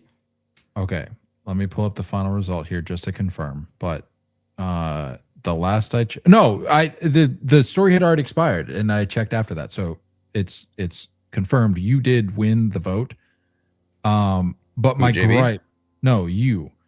My gripe is that you won in rather convincing fashion. It was, maybe not convincing. It was 44%, 33-23. And even if you didn't, what am I trying to say here? No idea. I wouldn't have been surprised.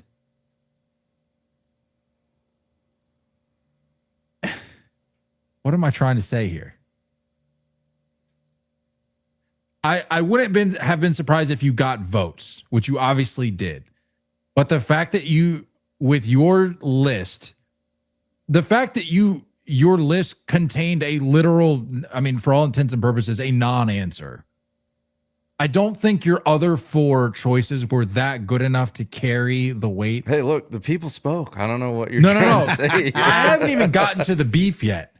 The Okay. beef, and this is a Facebook thing. It's not even me. So I pulled up the story on Facebook because when I posted to Instagram, you have the ability to share it to Facebook as well. Okay.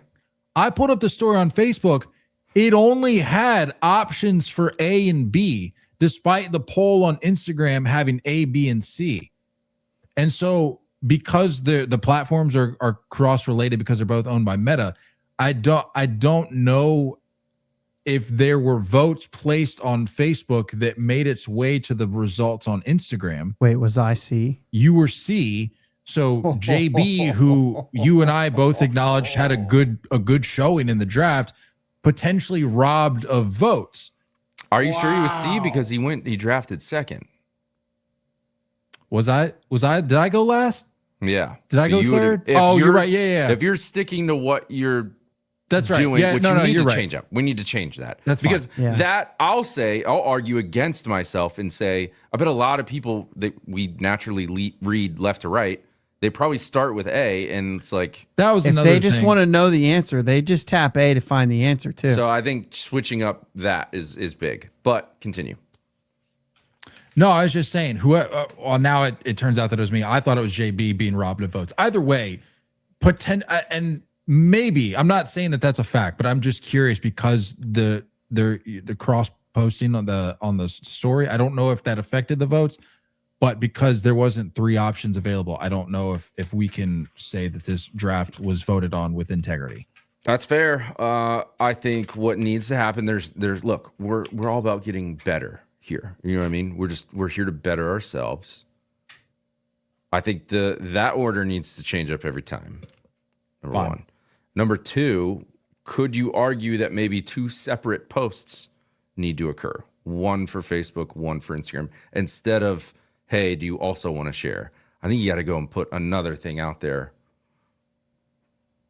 so that doesn't happen. Well, I mean, But has the that happened in post- the past? The post gets put, well, I didn't realize it until just now. The post gets put on Facebook, but remember, and people vote in the comments on Facebook and Instagram, but remember, Sure.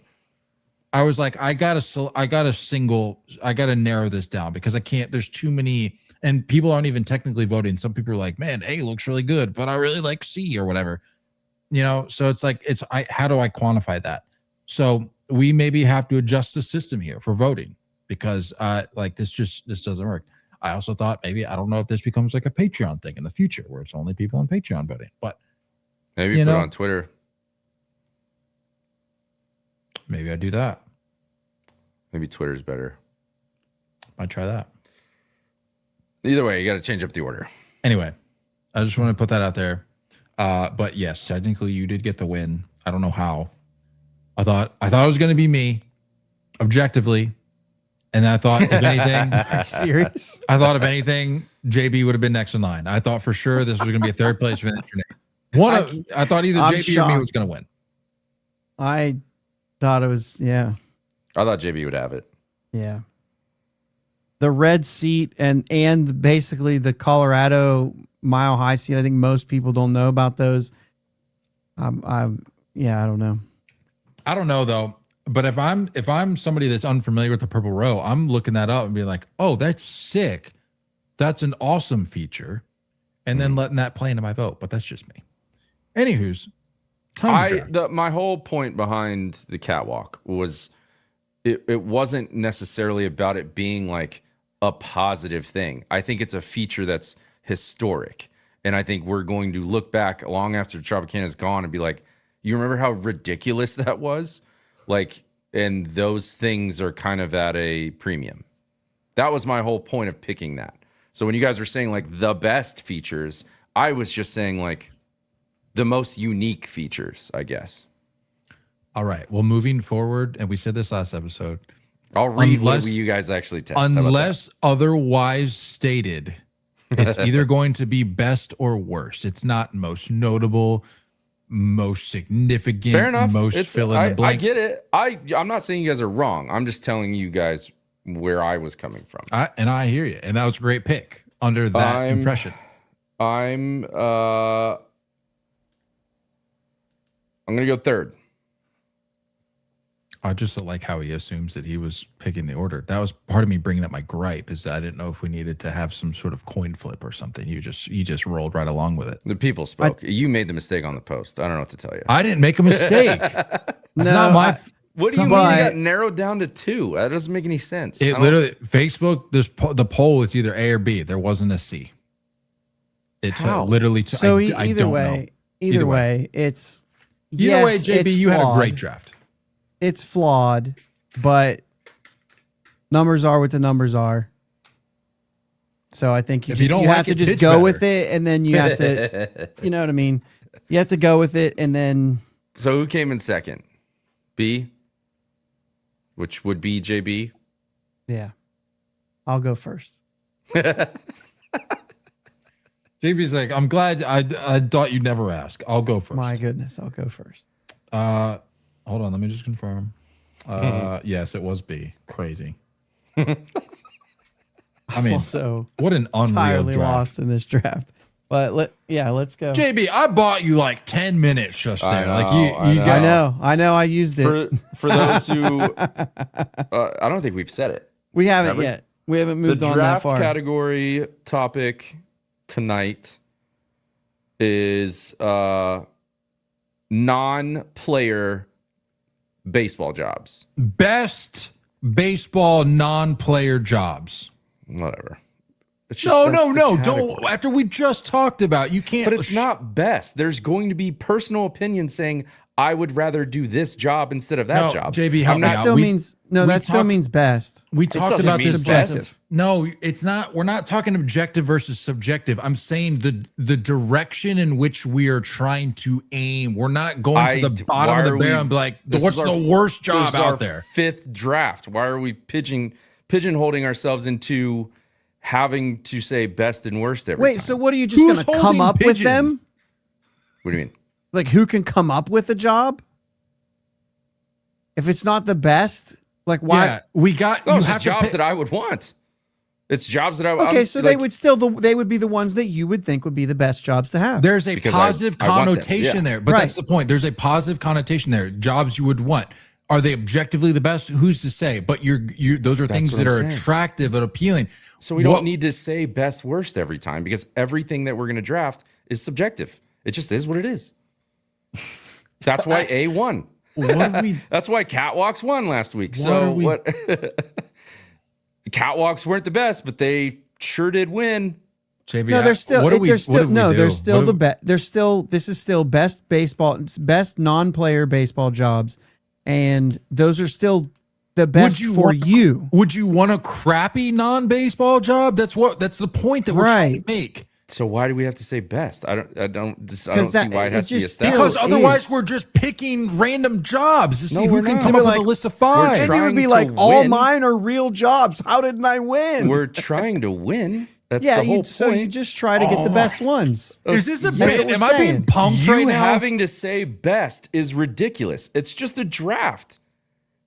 And everyone gets to know, yes, that's what are we? It's someone's going to win because someone has a job on there that says that may not be the best job, but that job sounds awesome, and I would prefer that job over other jobs. It just is subjective. We don't have to say best every time. It doesn't have to be best over and over. Best this, best this. Yeah, it's just the category. Okay, so answer me this, and this is all you'll need to. This is all you'll need to know in terms of what I'm trying to say. Would your list that you have now, or the draft board that you're pulling from, change if the prompt that JB or that you, or I guess you sent it, but if the prompt we agreed upon was worst non-player baseball jobs, would your list change? Yeah, I guess.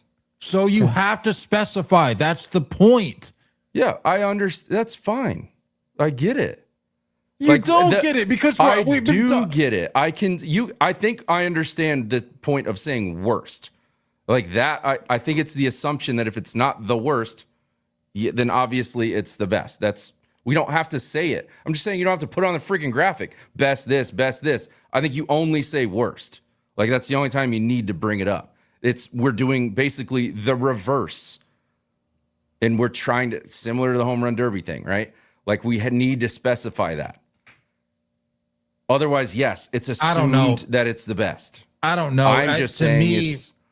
And we gotta get on with subjective. this draft. But last thing I'll say, to me, the difference or the comparison is being like, name the best home run hitters of all time, or just name some guy that's ever hit a home run in Major League Baseball. I feel like that's the two sides of the argument that we're going. No, we're not. We're on this. We're on a different parts of the same page. I'm just saying we don't need to state on the thing every single time that it's best. It's just the category, and then we can tell you when we're trying to have the worst. That's it. But it's obviously one job making millions of freaking dollars is a lot better than some guy being a janitor sitting in the clubhouse. No disrespect, but that's best. Boo. Duh. Boo. But the whole point of this draft and our arguments behind those picks are going to make it different kinds of best. All right. It's not a statistical, hey, he's the best home run hitter because he has the most. That's not what I'm saying. I'm saying I'd rather do that job than this job, even though one would argue that job's probably a better job. But I'd rather have that one. You're not hearing me. I'm hearing you. I'm hearing you. All right, we need a draft. All right, so what's the freaking order? JB's first. I'm gonna wipe the floor anyway. I've just been trying to. You wish. I've been trying to buy JB time. That's the whole point of this. Yeah. JB's still gonna pick like freaking the guy that serves pierogies or Oh my god. we bought him all this time, and that's what he's gonna go with. Anyway, who's first? That should be It's gonna be me. We should do another bet, and the next punishment is he has to have pierogi in every one of his drafts at least once. What's the order? Me. He's up first. I'm going third. That leaves you as second. Who picked who was going first? Did he? He wanted third. You wanted to go last. Okay, interesting. Yeah. Okay. So then I picked first, and I'll go with broadcaster. Okay. Number one pick.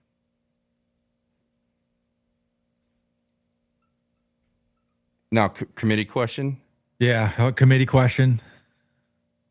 Does that have to be specified TV or radio? Is that, and is that all mediums of entertainment? Does it eliminate the other? I think job title is important for this draft. I would agree. So, well, maybe not to, because like, you think we're just naming occupations. But anyway, shut up. All I'm saying is that, like, does that eliminate? Do we have to specify TV versus radio? No, because it's both. Oh, it's not. I think it's very different. Not for every team.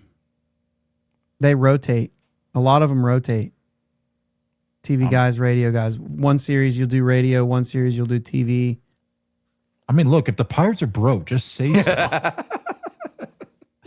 I don't think that's rare.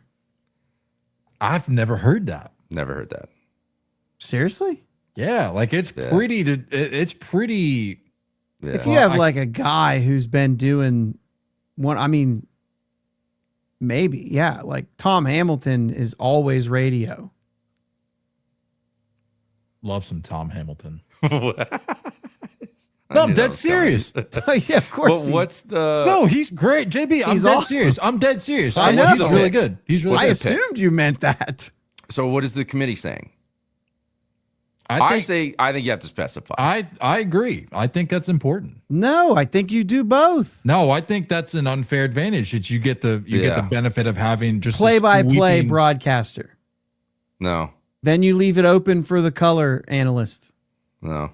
But you have I a think- play-by-play for both mediums, though. Yeah, that's what I'm saying. I think we're Greg arguing Brown the medium. does TV and radio.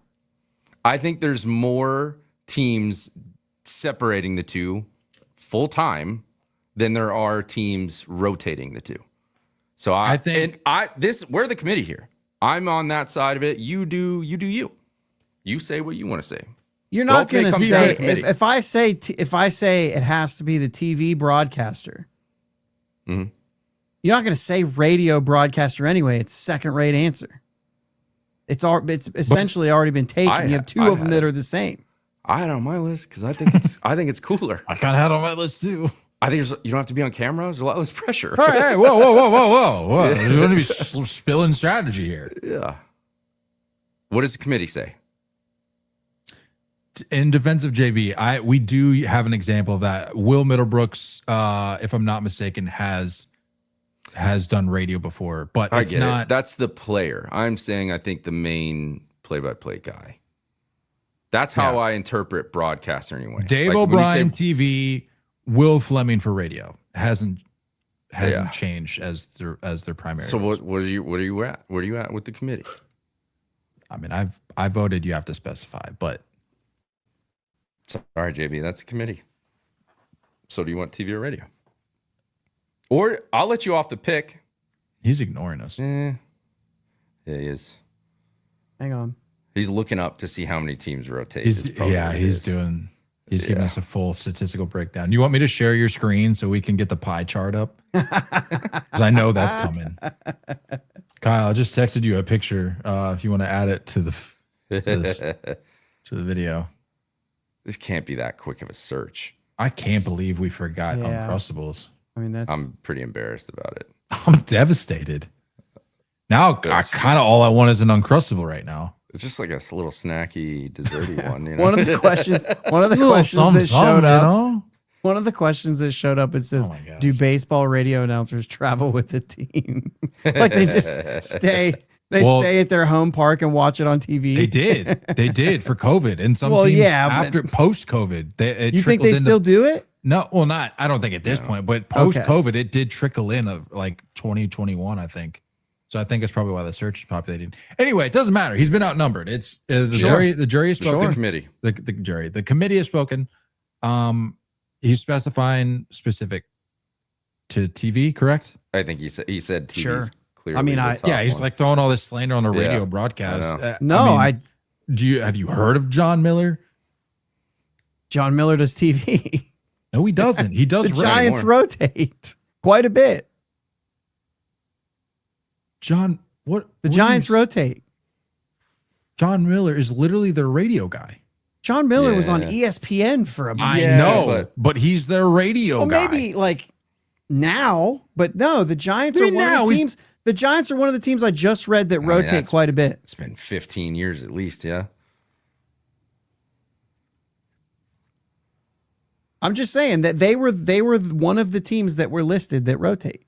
Quite a bit, it was said. John Miller, the quote voice of the Giants, enters his 29th season in the broadcast booth on KNBR Radio, NBC Bay Area, and NBC Sports Bay Area. That sounds like a radio guy to me if I've ever heard of one. Just saying what I read. Casey, you're up. You're up. Let's see who gets their second. Now it says for most Giants radio broadcasts on KNBR, John Miller and Dave Fleming take turns calling play-by-play, but it says he's a radio guy. Anyway, JB, I love you. You're my guy. It's a tough way to start. I think he's pissed. If one of us isn't getting pissed during the draft, it's still the same job. Even really doing That's this? the whole thing. It's the same job. It's play-by-play or color analyst. You could say are different jobs. Nah, I like the radio one. I mean, you gotta rip through ads and stuff. It's a different job. You gotta do ads on TV. Yeah, no, maybe the Yankees don't. I don't know. Not the same way. Radio's constant in the whole pause 10 seconds for identification or whatever. Yeah, that thing. Yeah, that's the worst. I definitely can say that some guys are better on the radio than others. For sure. Shout out Dave Sims. Dave Fleming, brother of Will Fleming, Giants, Red Sox. Anyways, my first pick. I'm gonna go.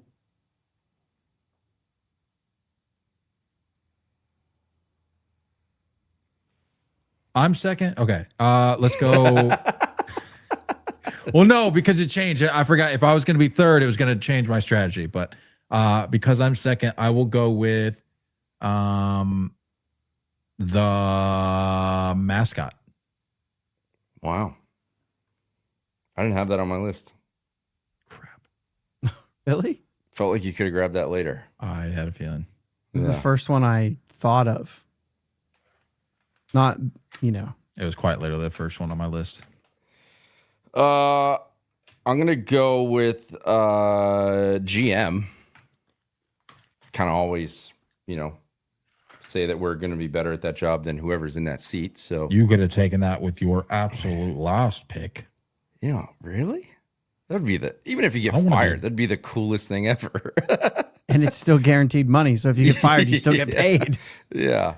I wouldn't want to be a freaking general manager. You do it in fantasy all the time. That's and you love it. Yeah, And you're but addicted I don't to it. have 35,000 people screaming at me that I need to be so sent you- to the You moon. don't have to you- hear them. Yeah, you tint the windows on your suite. Big deal.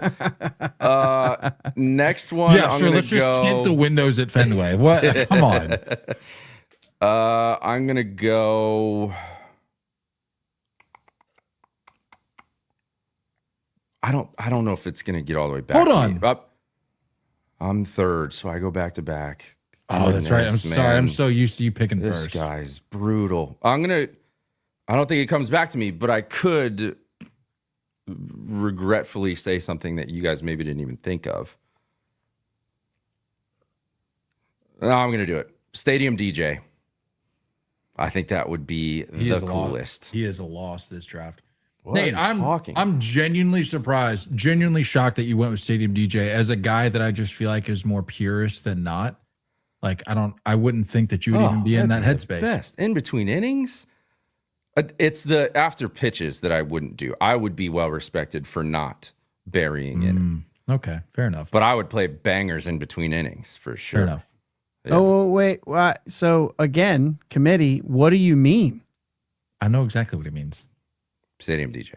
It's a Stadium DJ. What Like the what are guy you in the getting at? outfield with the actual DJ.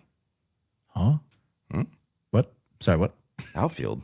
Not doing that. Okay, so what are you? That's Who's what I'm in the asking. outfield? What do you mean? Who's in the A outfield? lot of stadiums are doing the actual DJ there now, like a DJ in between innings. He gets Okay, he gets the ones and twos. You know what I'm saying? That's what a DJ. That's That's valid. that's what I'm wondering. That's valid. I wasn't even thinking about that. Yeah, they do have a guy that's just like Give it up for Yeah, the DJ. I It's think at Nate- every Nate, if you remember, I think when we went to It's- Baltimore for the ALDS, they had remember there was like a guy in an orange tent who was yes. just literally. I mean, it's completely separate from the game experience. But I'm saying know- the stadium. I know- I know what you're no, saying. no. They- It's hooked into the stadium. not the ones I've seen. No, I mean I understand. I understand what you're saying. I'm not saying that job doesn't exist. Like that happened during the World Baseball Classic. Like they had the guy down there. Yeah. I'm saying like That the too. Yeah. day in day out every game guy that sits up and is responsible for playing the walk up music, playing the music Okay. in between innings, Okay. like playing the different different sounds. I will say this. I don't know if it's on your list. I'm going to say this doesn't exclude the organist job. I think the organist does not get eliminated with my pick. But I'm saying the guy that's pressing the buttons, saying, charge and all that stuff.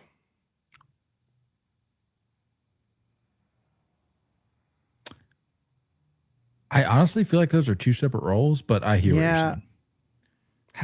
I think the guy with the I'm just speculating. I'm not saying I know for certain, but I think the guy that's like the charge, I think that guy's just sitting there with a soundboard, kind of like this. But I think the DJ is his job is dedicated towards just ripping freaking jams.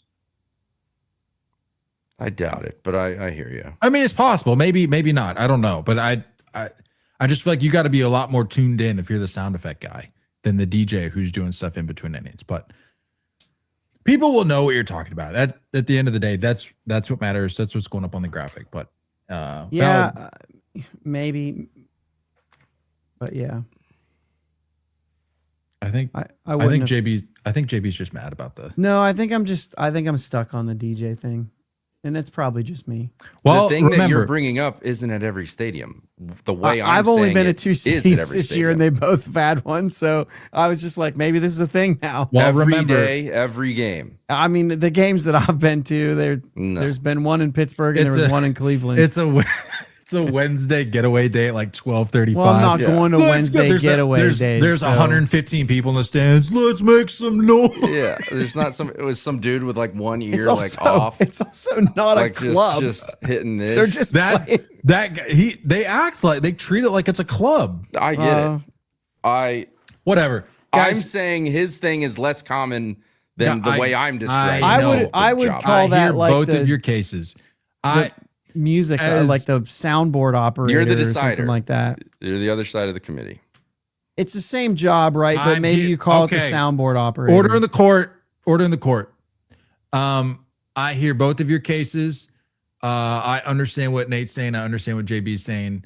I will allow the pick to stand as what is, I think, going to be most commonly interpreted as the guy that's playing music inside the stadium, not the guy that's running, Miami nightclub out in center field with Yeah. with 12 people standing around him. And remember that what is important to keep in mind here is the picture. The picture gonna be a tells the 2.5 story. hour Yeah, you better episode. put that 10 up with that guy out in the outfield. The picture tells the story. So, like, even if there's some disagreement amongst us, the picture that gets put up is true. What identifies which. So that'll clarify it. That's all I'm that saying. matters. Okay. Yeah. So anyway, that's your first pick. Second. I went Second. GM first. You're up. That's now. right. Okay. So I'm back up. Okay. I'm gonna go. I just feel like this is a slam dunk. Give me. I should have just. I'm an idiot. Give me. I definitely have something. It's not coming back to me. Give me bullpen catcher. Yeah, that's good. Great one. I mean, you want to talk about? I mean, Definitely this on is the like list. this is backup kicker NFL territory. I mean, talk about a sweet gig. Talk about a sweet gig. I had that on my list. Wait a minute. Oh What do my you mean god! backup kicker? Yeah, there's no such thing. That It's would be just a the player then. The bullpen catcher is not getting into a game Yeah, Ever. good point. Bad ever. Bad He comparison. makes $100,000 a year to just catch the guys what out there. I know you get what I'm saying though. Like he has a role on the team, but it's never gonna like. It's And never gonna happen. no one's gonna judge you for rocking knee savers either. You know what I'm saying? That's what I'm saying. Yeah, you're dude. just You're you 40. You're not locking knee savers. You're chilling. That's the point I was Yeah. trying to make. I had it on my list. I think it's a great pick. Let's not belittle my pick. No, I think it's a great pick too. It was bad comp. he threw me off with the Let's not belittle my backup comp. kicker thing. I was like, this guy's never gonna play. He's already beyond retirement age most of the time. Is that even in the most dire circumstances, bullpen catcher cannot be inserted No, into a he's game? He's not a on the coach. roster. Yeah. Yeah. He's essentially on the coaching No, staff. I'm just talking like apocalyptic type scenario. Like Correct. there's no chance he can get into a game. Absolutely. I mean, That's if they've correct. locked I out know the he's- players, he's not locked out. You're going to see so- Jaron Duran behind the dish before you see the bullpen. Yeah, he's nice. You're You're gonna see your low A catcher before- I assumed as much. I just wanted Yeah. to confirm. All right, JB, to you. Back-to-back picks. Back-to-back picks. Okay. All right, I'm going the manager. Yeah, sure. He's not a player. I'm going the MLB manager. Sure. Guys aren't thinking outside the box. And let's go. I'm going to go president of baseball operations. Whoa. All right.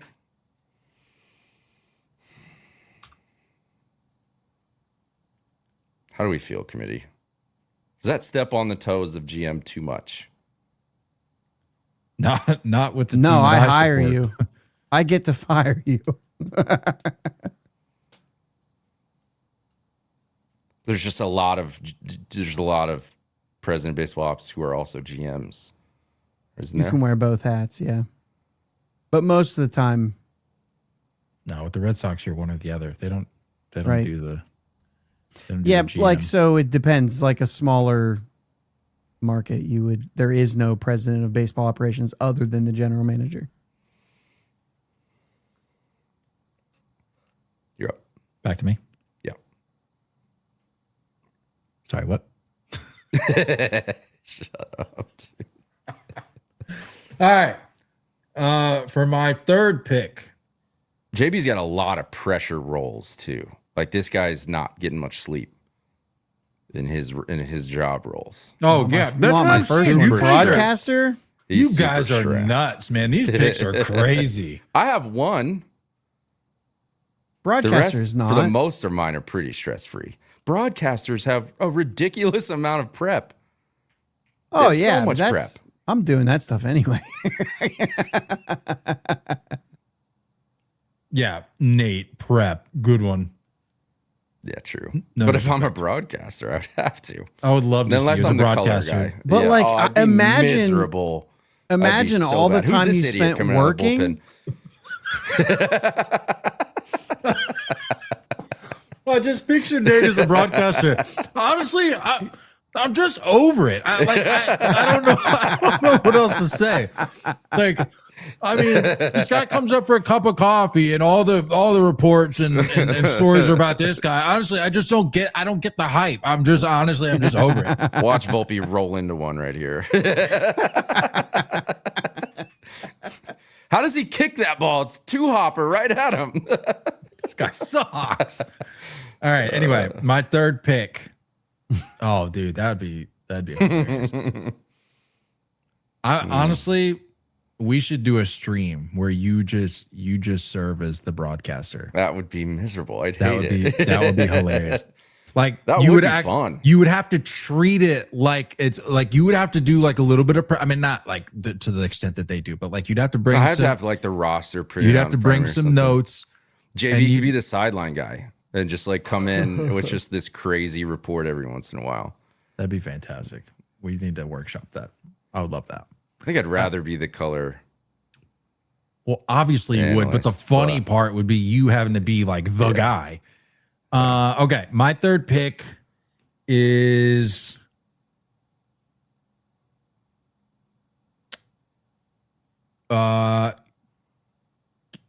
I mean, give me the I don't know. It's all about trying to figure out what's coming back to me. No, I'm just gonna go with it. Give me grounds keeper. No. Nice That's job. the one that's the one I should have gone with over DJ. I knew it. Such a great pick.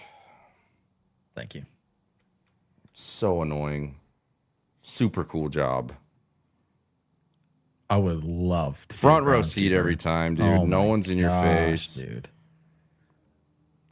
Oh, it's so annoying. All right. Boys, I'm gonna this one's go- over. I think that really put you in a good spot. I'm going to do it just because I nerd out. I'm going to say hitting coach.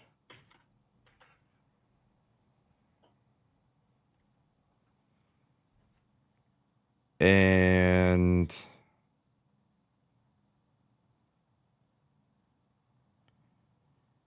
I'm going to say agent. Get some paper. You're at a disadvantage there, though, Right. because the only picture that I'm going to be able to use that would resonate with people is going to be Scott Boras.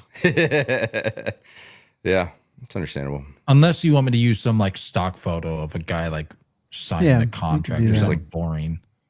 Put like Jerry Maguire in there. Oh, that's good. Sorry, who? Come on. It's your pick, Nick. Kyle. Jeremy Maguire? Is it Jerry Jerry Maguire? Jerry Maguire. Jerry. Show me the money. Oh. I thought you said, I was like, who? What's his name? Show me the money. Cuba Gooding Jr. Yeah. Great movie.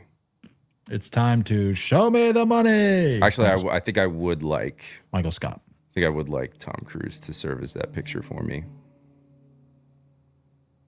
I'll be honest, I don't know. I haven't seen the movie that you're referring to.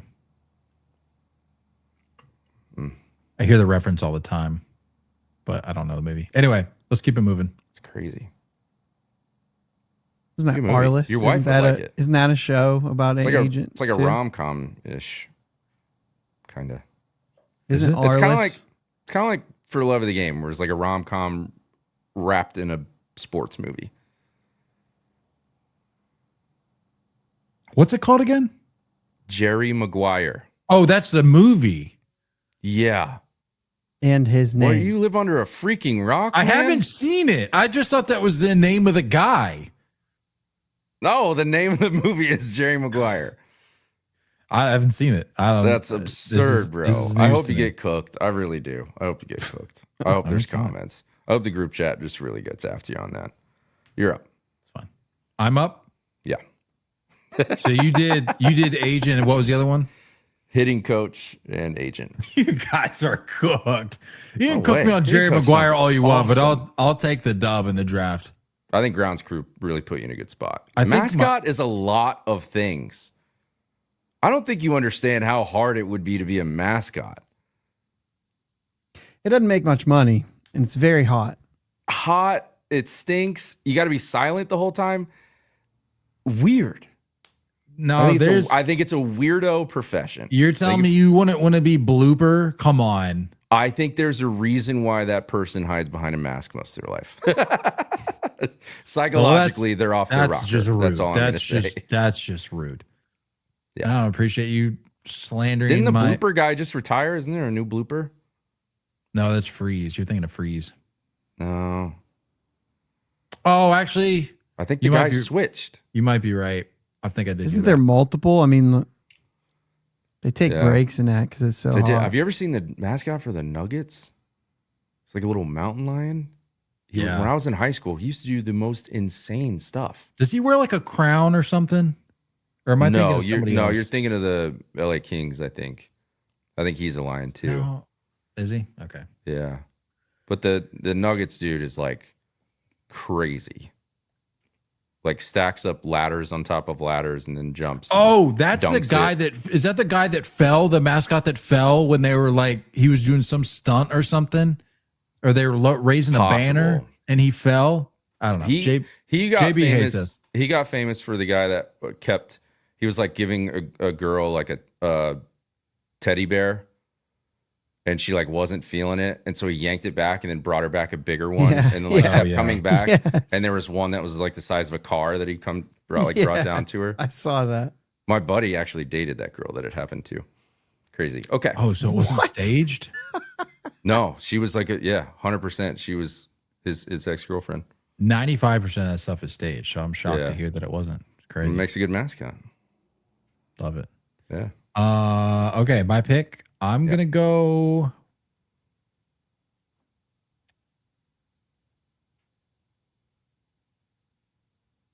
I'm gonna make this pick, and I'm gonna preemptively say that it should be allowed to stand because it exists. I'm gonna go with bullpen cart driver.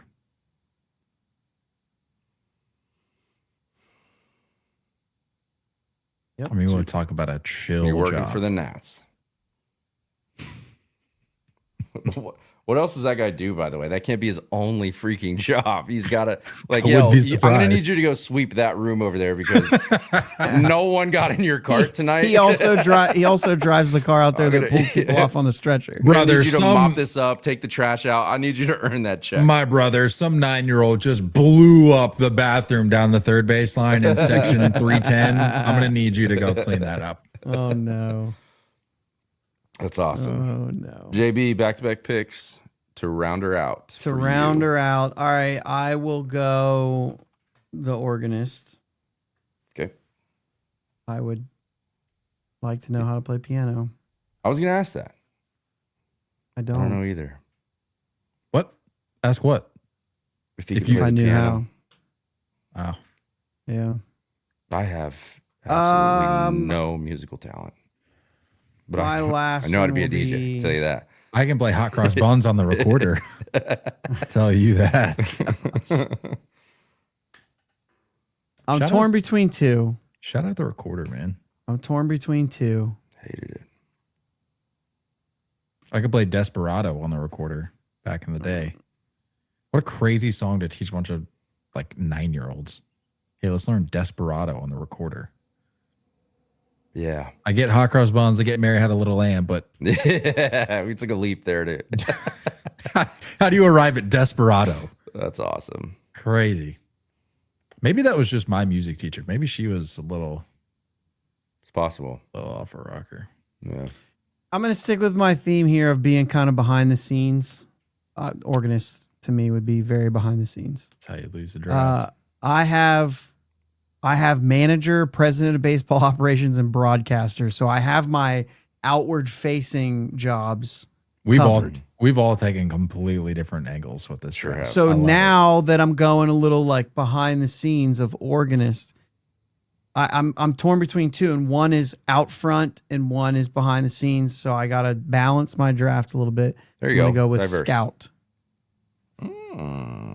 I Just cooked behind the this. scenes, doing the whole thing, scouting, running numbers on young players, figuring out what we want to do Just on the road, eating out of vending on the machines. road, man. Clint I Eastwood. didn't have that on my list, actually. Trouble with the curve. You had agent, which to me is in the same echelon. It's kind of that like it's kind of like that. Well, to me, I think it's more like general that manager. It's like out of the stadium, like just kind of out of sight, out of mind situation. Agent, scout. It's kind of you're just like dealing with personnel, off the field. You're right. So that's your pick. Two picks. Yeah. I mean, getting this at 5, I feel like it's kind of insane.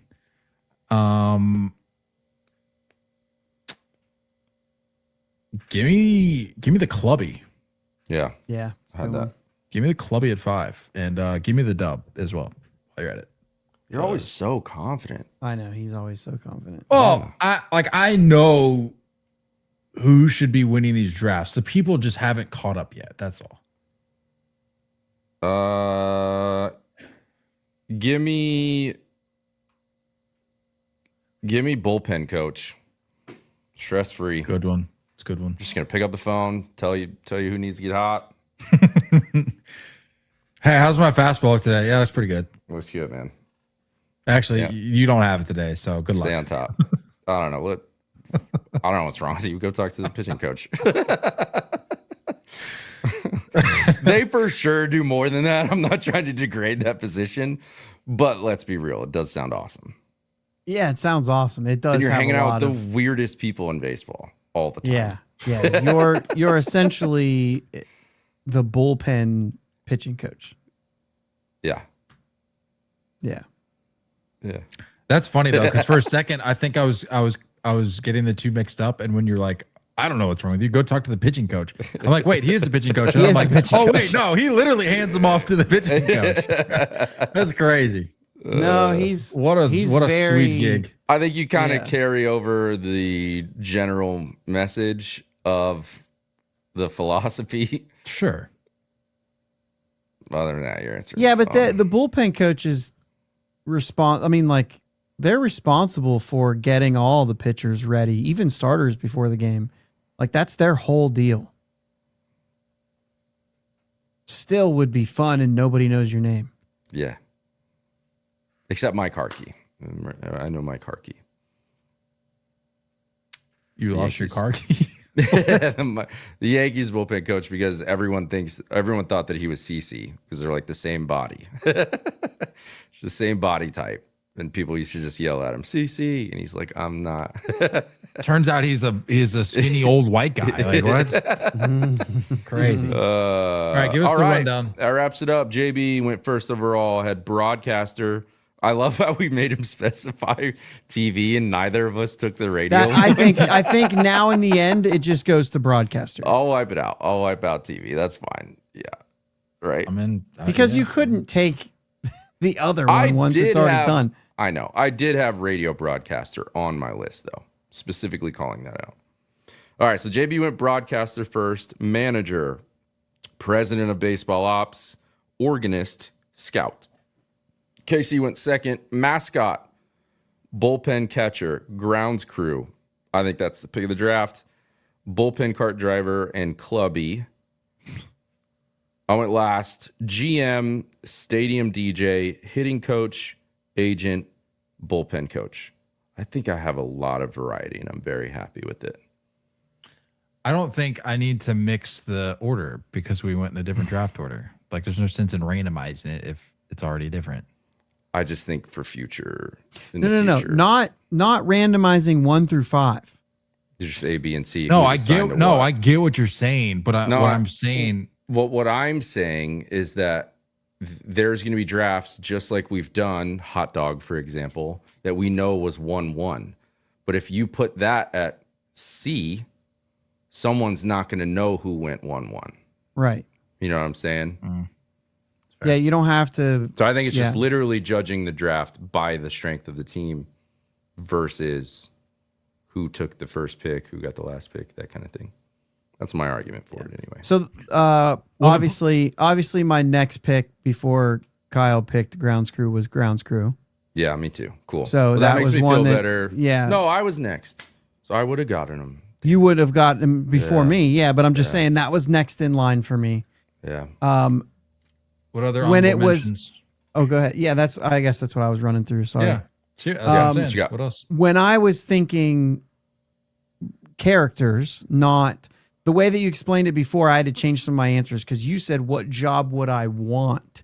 And so like I was thinking of like, I love the, either way though, like I would not want to be a vendor, but I love the fact that the vendor's a real thing. Like I would pick that on one of my favorite things. So your suggested category was basically ballpark NPCs. Is basically what you're saying. Like no like disrespect.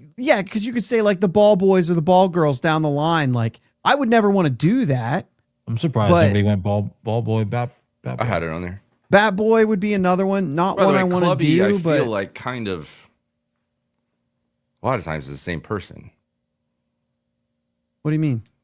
A lot of times the bat boy is the Clubby. No. Yes, I literally had a buddy in high school that did that job for the Rockies.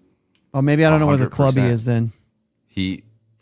That's what he called himself, was a bat boy and a Clubby, but he was responsible of like getting all the cubbies in the dugout, like filled with batting gloves, like their stuff, getting all their bats in there. It's the guy that's like tight with the players. The players will tip him for the work that they do throughout the year. Yeah, like before, like in the game, you're getting the clubhouse, like you're putting jerseys in the lockers, all that stuff. But then come game time, he would go and be the bat boy because there's nothing to do in the clubhouse during the game.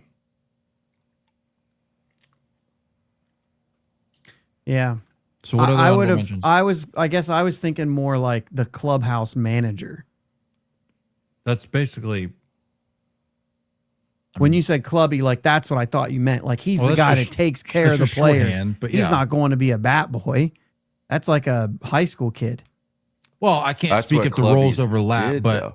I think they're two separate positions. That's what I'm. Yeah, that's what I'm realizing. I think because there's like someone that like runs like I don't know. That's like an operations thing though. for the sake of a draft, what those represent two different picks though, and they should have stood Yeah, as sure, two separate that's picks if that popped yeah, up. they would have. Yeah, That's fine. yeah. I'm just saying. But like I the think Pirates, Scott, the Scott, what's his name? Scott Bonnet.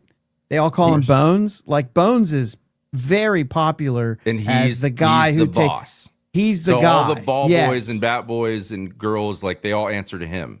I don't know about the bat boys because aren't they usually stadium specific? So when you go on the road, it's What is Correct. this, the those are Mafia? hired by somebody else. No. You stay at the stadium and then you just swap uniforms. He was Right, that my right. buddy was the away bat boy for the Rockies. Okay. It was so jealous. It was Right. the So he's coolest not job. going to work for the like He doesn't the work for the away Cardinals. teams. He doesn't. Right. Correct. He wears their uniform, and I was so jealous because he used to like meet guys and like he has a bunch of signed jerseys strictly Yeah. just from meeting them and You guys getting are their just stuff ready. You guys are winning the draft without me even having to say anything. I don't so we're understand clear. what you're saying. We're just determining what you meant by clubby. you're- I think you're- there's a you literally- clubhouse manager. So clubby, you're talking about like the peon that does what everybody tells him to do? That's how I've interpreted Clubby. I don't know what you said Clubby with. Oh, well, what I it was didn't in realize mind. it was like this mafia family where it's like, What is you this mafia I don't thing? know. I don't you understand. just said he's like the boss and like all the people answer to it. Like I didn't realize no, it was all he's- that. I just Every thought it was- job has a He's in charge boss. of- yeah, That's he's not in charge It of. doesn't like, have to be a mafia thing to have a. You have a boss, don't you? Yeah, but he's in charge of like making sure everything's scheduled, everything gets like all the bags are put on the bus, like or on the plane, like They whatever. determine like the clubhouse manager. When you get traded to a team, you get a call from the clubhouse manager saying, "What number do you want?" Yeah, I See, organize that. That's a sick job. Yes, fully that's agree. awesome. But I Fully would never agree. call him a clubby. He's the Exactly. he's the guy. Exactly. My definition of clubby would be like a bat boy. Or just a guy running like, Okay, hey, well, I need then 3 more maybe- cups of coffee. All right, I'll run and get them for you. Full transparency, you saw how I was describing what I assumed was a clubby and talking about the guy that's getting tipped throughout the season. I didn't realize there was any overlap That's the whatsoever. kid, that's what I'm saying. Yeah, I don't. That's you why don't they're tip the tipping- clubhouse manager. You don't Yeah. tip the clubhouse manager. You're tipping the kid, the Yeah. high school kid that said, hey, I want nachos, and the kid runs up and goes gets nachos and brings, that's literally my buddy that he was like. So then, A lot of relievers who knew they weren't pitching, they would be like, I want some food. Here's 100. Keep the change. And he'd come back and he'd bring him a hot dog or a cheesesteak or whatever, and that was his tip. So what are That you he trying was to a tell me clubby. that I'm describing that I was describing a clubhouse manager then? Well, that's what you need. That's what you should clarify. Yeah. Well, that's what I We're want. not trying I to didn't take a realize pick there from was- you. I didn't realize there was overlap. I thought there was just a bunch of like quote unquote clubhouse managers. I didn't realize it was like a single guy or girl. Yeah. I think there's a clubhouse manager and then there's a team of people that work under him that make up the bat boys, the ball girls, whatever. And they kind I of make sure the assumed- whole clubhouse is taken care of, but everyone answers to the clubhouse manager. I thought clubby was shorthand for what I guess you guys are describing as clubhouse manager. Okay. I thought So we the should same. write clubhouse manager on that. That's how I described it. I'm fine with it. Sounds like it fits more of the role of clubhouse manager. That's cool. I just wanted to make sure you were getting what you were saying. I had Like, clubhouse you manager were on getting my the pick list that too. you're wanting. Yeah, that's what I want. Okay. I didn't realize there were different things. So yeah, like I was saying, I had different things. Mascots 3 were hours later. mascots were one of the things I had on my list as a as a non-player character. But I would not I want didn't know that what job. you kept saying about. I thought you were talking like Vin Scully or like, you know what I mean? Or- Vince, he would be one too. The broadcaster would Like- be one. The PA announcer would be one. The organist would be one. Vince the ball Scully, girls, the known- vendors, known you know what I'm TV saying? guy. Vendors, like vendors specifically meaning like popcorn. Yeah, you know what I mean? Like not. Didn't even acknowledge it. I missed it. This is way too That's long of fine. an episode. Okay. So anyway, those. The only one that I did not pick, the one I was trying to debate at the end, was the on-field reporter. I like Like a that. journalist, yeah. No, Like the like the TV, Meredith. What's her name for the Yankees? Meredith. Oh, Marakovitz, yeah. Yeah, that. does all the Gotcha. interviews with the players, has all the Gotcha. little quick essays that they do. Like, But you I work learned for like this earlier today. like the team studio network, basically. Yeah, you work. You have Not to like work a- for the not network. like a yeah. Network. not like a Nest- The Buster broadcaster sends it down to you to do. But you not know, like a You're- Buster Olney sitting in the corner of the dugout during one night a week. I mean, he does that role too. But he is a journalist. That's what he is. Sure. Yeah, that's- but that's he a- also you're does that right. rule of the on-field reporter too. Yeah. You see those guys do. A lot of committee opportunities. I had first base coach. I think that's way less stressful than third base. Yeah. I did have radio broadcaster. I had cameraman. Although I feel Yeah. like that's a lot harder than super it- stressful. Yeah, I feel like it's way harder than people think. And then I had scoreboard operator. Yeah. Same. I had that too. But I felt like if I went DJ and that, it wouldn't be good for me.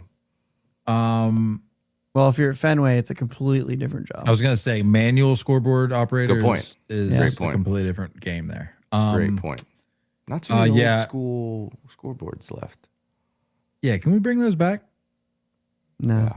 Coors Field has one. What do you mean no, JB? I just don't think they're going to. Obviously they're not. I'm saying, can we bring them back like out of out of feeling nostalgic. That needs to be a piece of memorabilia that I think you get someday, by the way. Oh, that'd be sweet. Is like a number or a piece letter of Fenway, from Fenway. yeah, that'd be I think that awesome. would be awesome to have. They're huge. I'll pony up. That's true too. Yeah, they're freaking massive. He better start playing lottery or buying a lot of baseball cards and getting some big hits. There you go. I'm kidding. Do you have any other honorable? Friggin' what's I mean, no disrespect. What's that freaking guy I got today? You think he can swing whatever No. I need to pony up for? Anyway, okay. Honorable mentions. I wasn't necessarily going to go with all of these if I was back up against the wall. I just had a list in case you guys saw my other ones. On my list: bat boy, ball boy, team photographer, PA announcer. I like the photographer one. PA announcer was a good one. Oh yeah, team photographer. Talking Shout with our guy John. John Suhu. Yeah, Yeah. Dodgers team photographer. Sick, dude. I see it now that we've talked to him and we had him on, and I saw him Run at the into White him House randomly in different parts of saw- the park. Yeah, we saw him at the All-Star game, saw him at the White House. Super sick job. Okay, JB, I'm going as fast as I can. My eyes are dry. I know. PA announcer. I had radio broadcaster. A job that doesn't sound like either of you guys had. Authenticator. Oh, that's that'd be cool. I didn't even think of super that. Sick. Like that'd been a super sick role, but I feel like only a select percentage of population would appreciate You that. put your drinks on cards. You'd be the worst authenticator ever. Hey, wasn't that the guy's first hit? Just throw in the bucket, whatever, man. It's all the same. I don't even know who he Oh, is. shoot. Well, the ball has Gatorade on it. That'd Just be eating a me. Snickers bar, and he's like, He's "Oh, I got got mustard chocolate on it from his pretzels. That'd be me, and then Nate would be up in the booth being just like, I just don't get it. I'm over it. I'm over it. I don't even know how to say this Look at guy's this last name. authenticator guy. Just got mustard all over the ball. Everybody's making a big deal about this guy's first hit. Honestly, I don't think he's that good. I'm over it. I don't get it. I had mud rubber Okay. for the ball. You know, the guy that just sits there. Oh, yeah, and yeah, sure. He gets everything squared Again, away. Yeah. probably a clubhouse What's he kid, do? but yeah, those guys have multiple jobs, man. I'm telling you, the I don't know about bat that, boy but is yeah. probably doing that too. You think? Yeah, I had official score, which no, actually no. That's different. Would that be different yeah. than the scoreboard operator? yeah. I Even think for the so. electronic ones. 100%. I Yeah. think the official scorer is not doing anything but that. Yeah. So much power there, dude. Yeah. That's crazy. A lot power. of pressure. You Don't worry, only they'll know when veto mess you up. tonight. Yeah, yeah. That's fair. You only know if it's like that's not an error. What are you doing? Damn it! And then I bet there was one in that game today, Nate. Nate wasn't too far off with his 2.5 hour long episode. Manual scoreboard operator, which I did have. And then lastly, this one doesn't really apply, but we didn't specify that it was major league, but I did have bat dog handler. I did say MLB in the text. I think you're lying. Wait, he didn't say it, so that's okay. Yeah, if it's not Non-player MLB, then jobs. a lot of these jobs overlap. Okay, fair enough. If it's not MLB, the PA announcer, the scoreboard operator, and the stadium DJ are the same guy. Honestly, probably more. You could probably loop more into that. Yeah, that's Guys right. rubbing up balls with mud.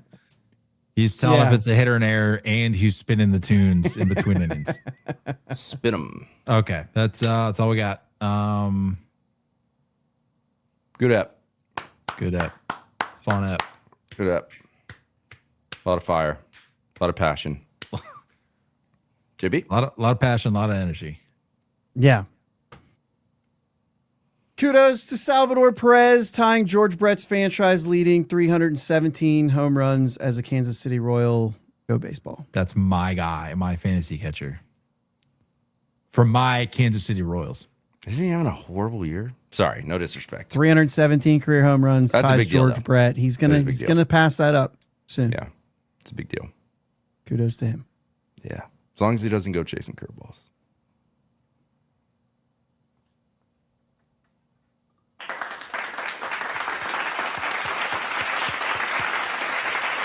We love you all as always. Looking forward to talking more baseball with you guys soon. Until next time, stay filthy.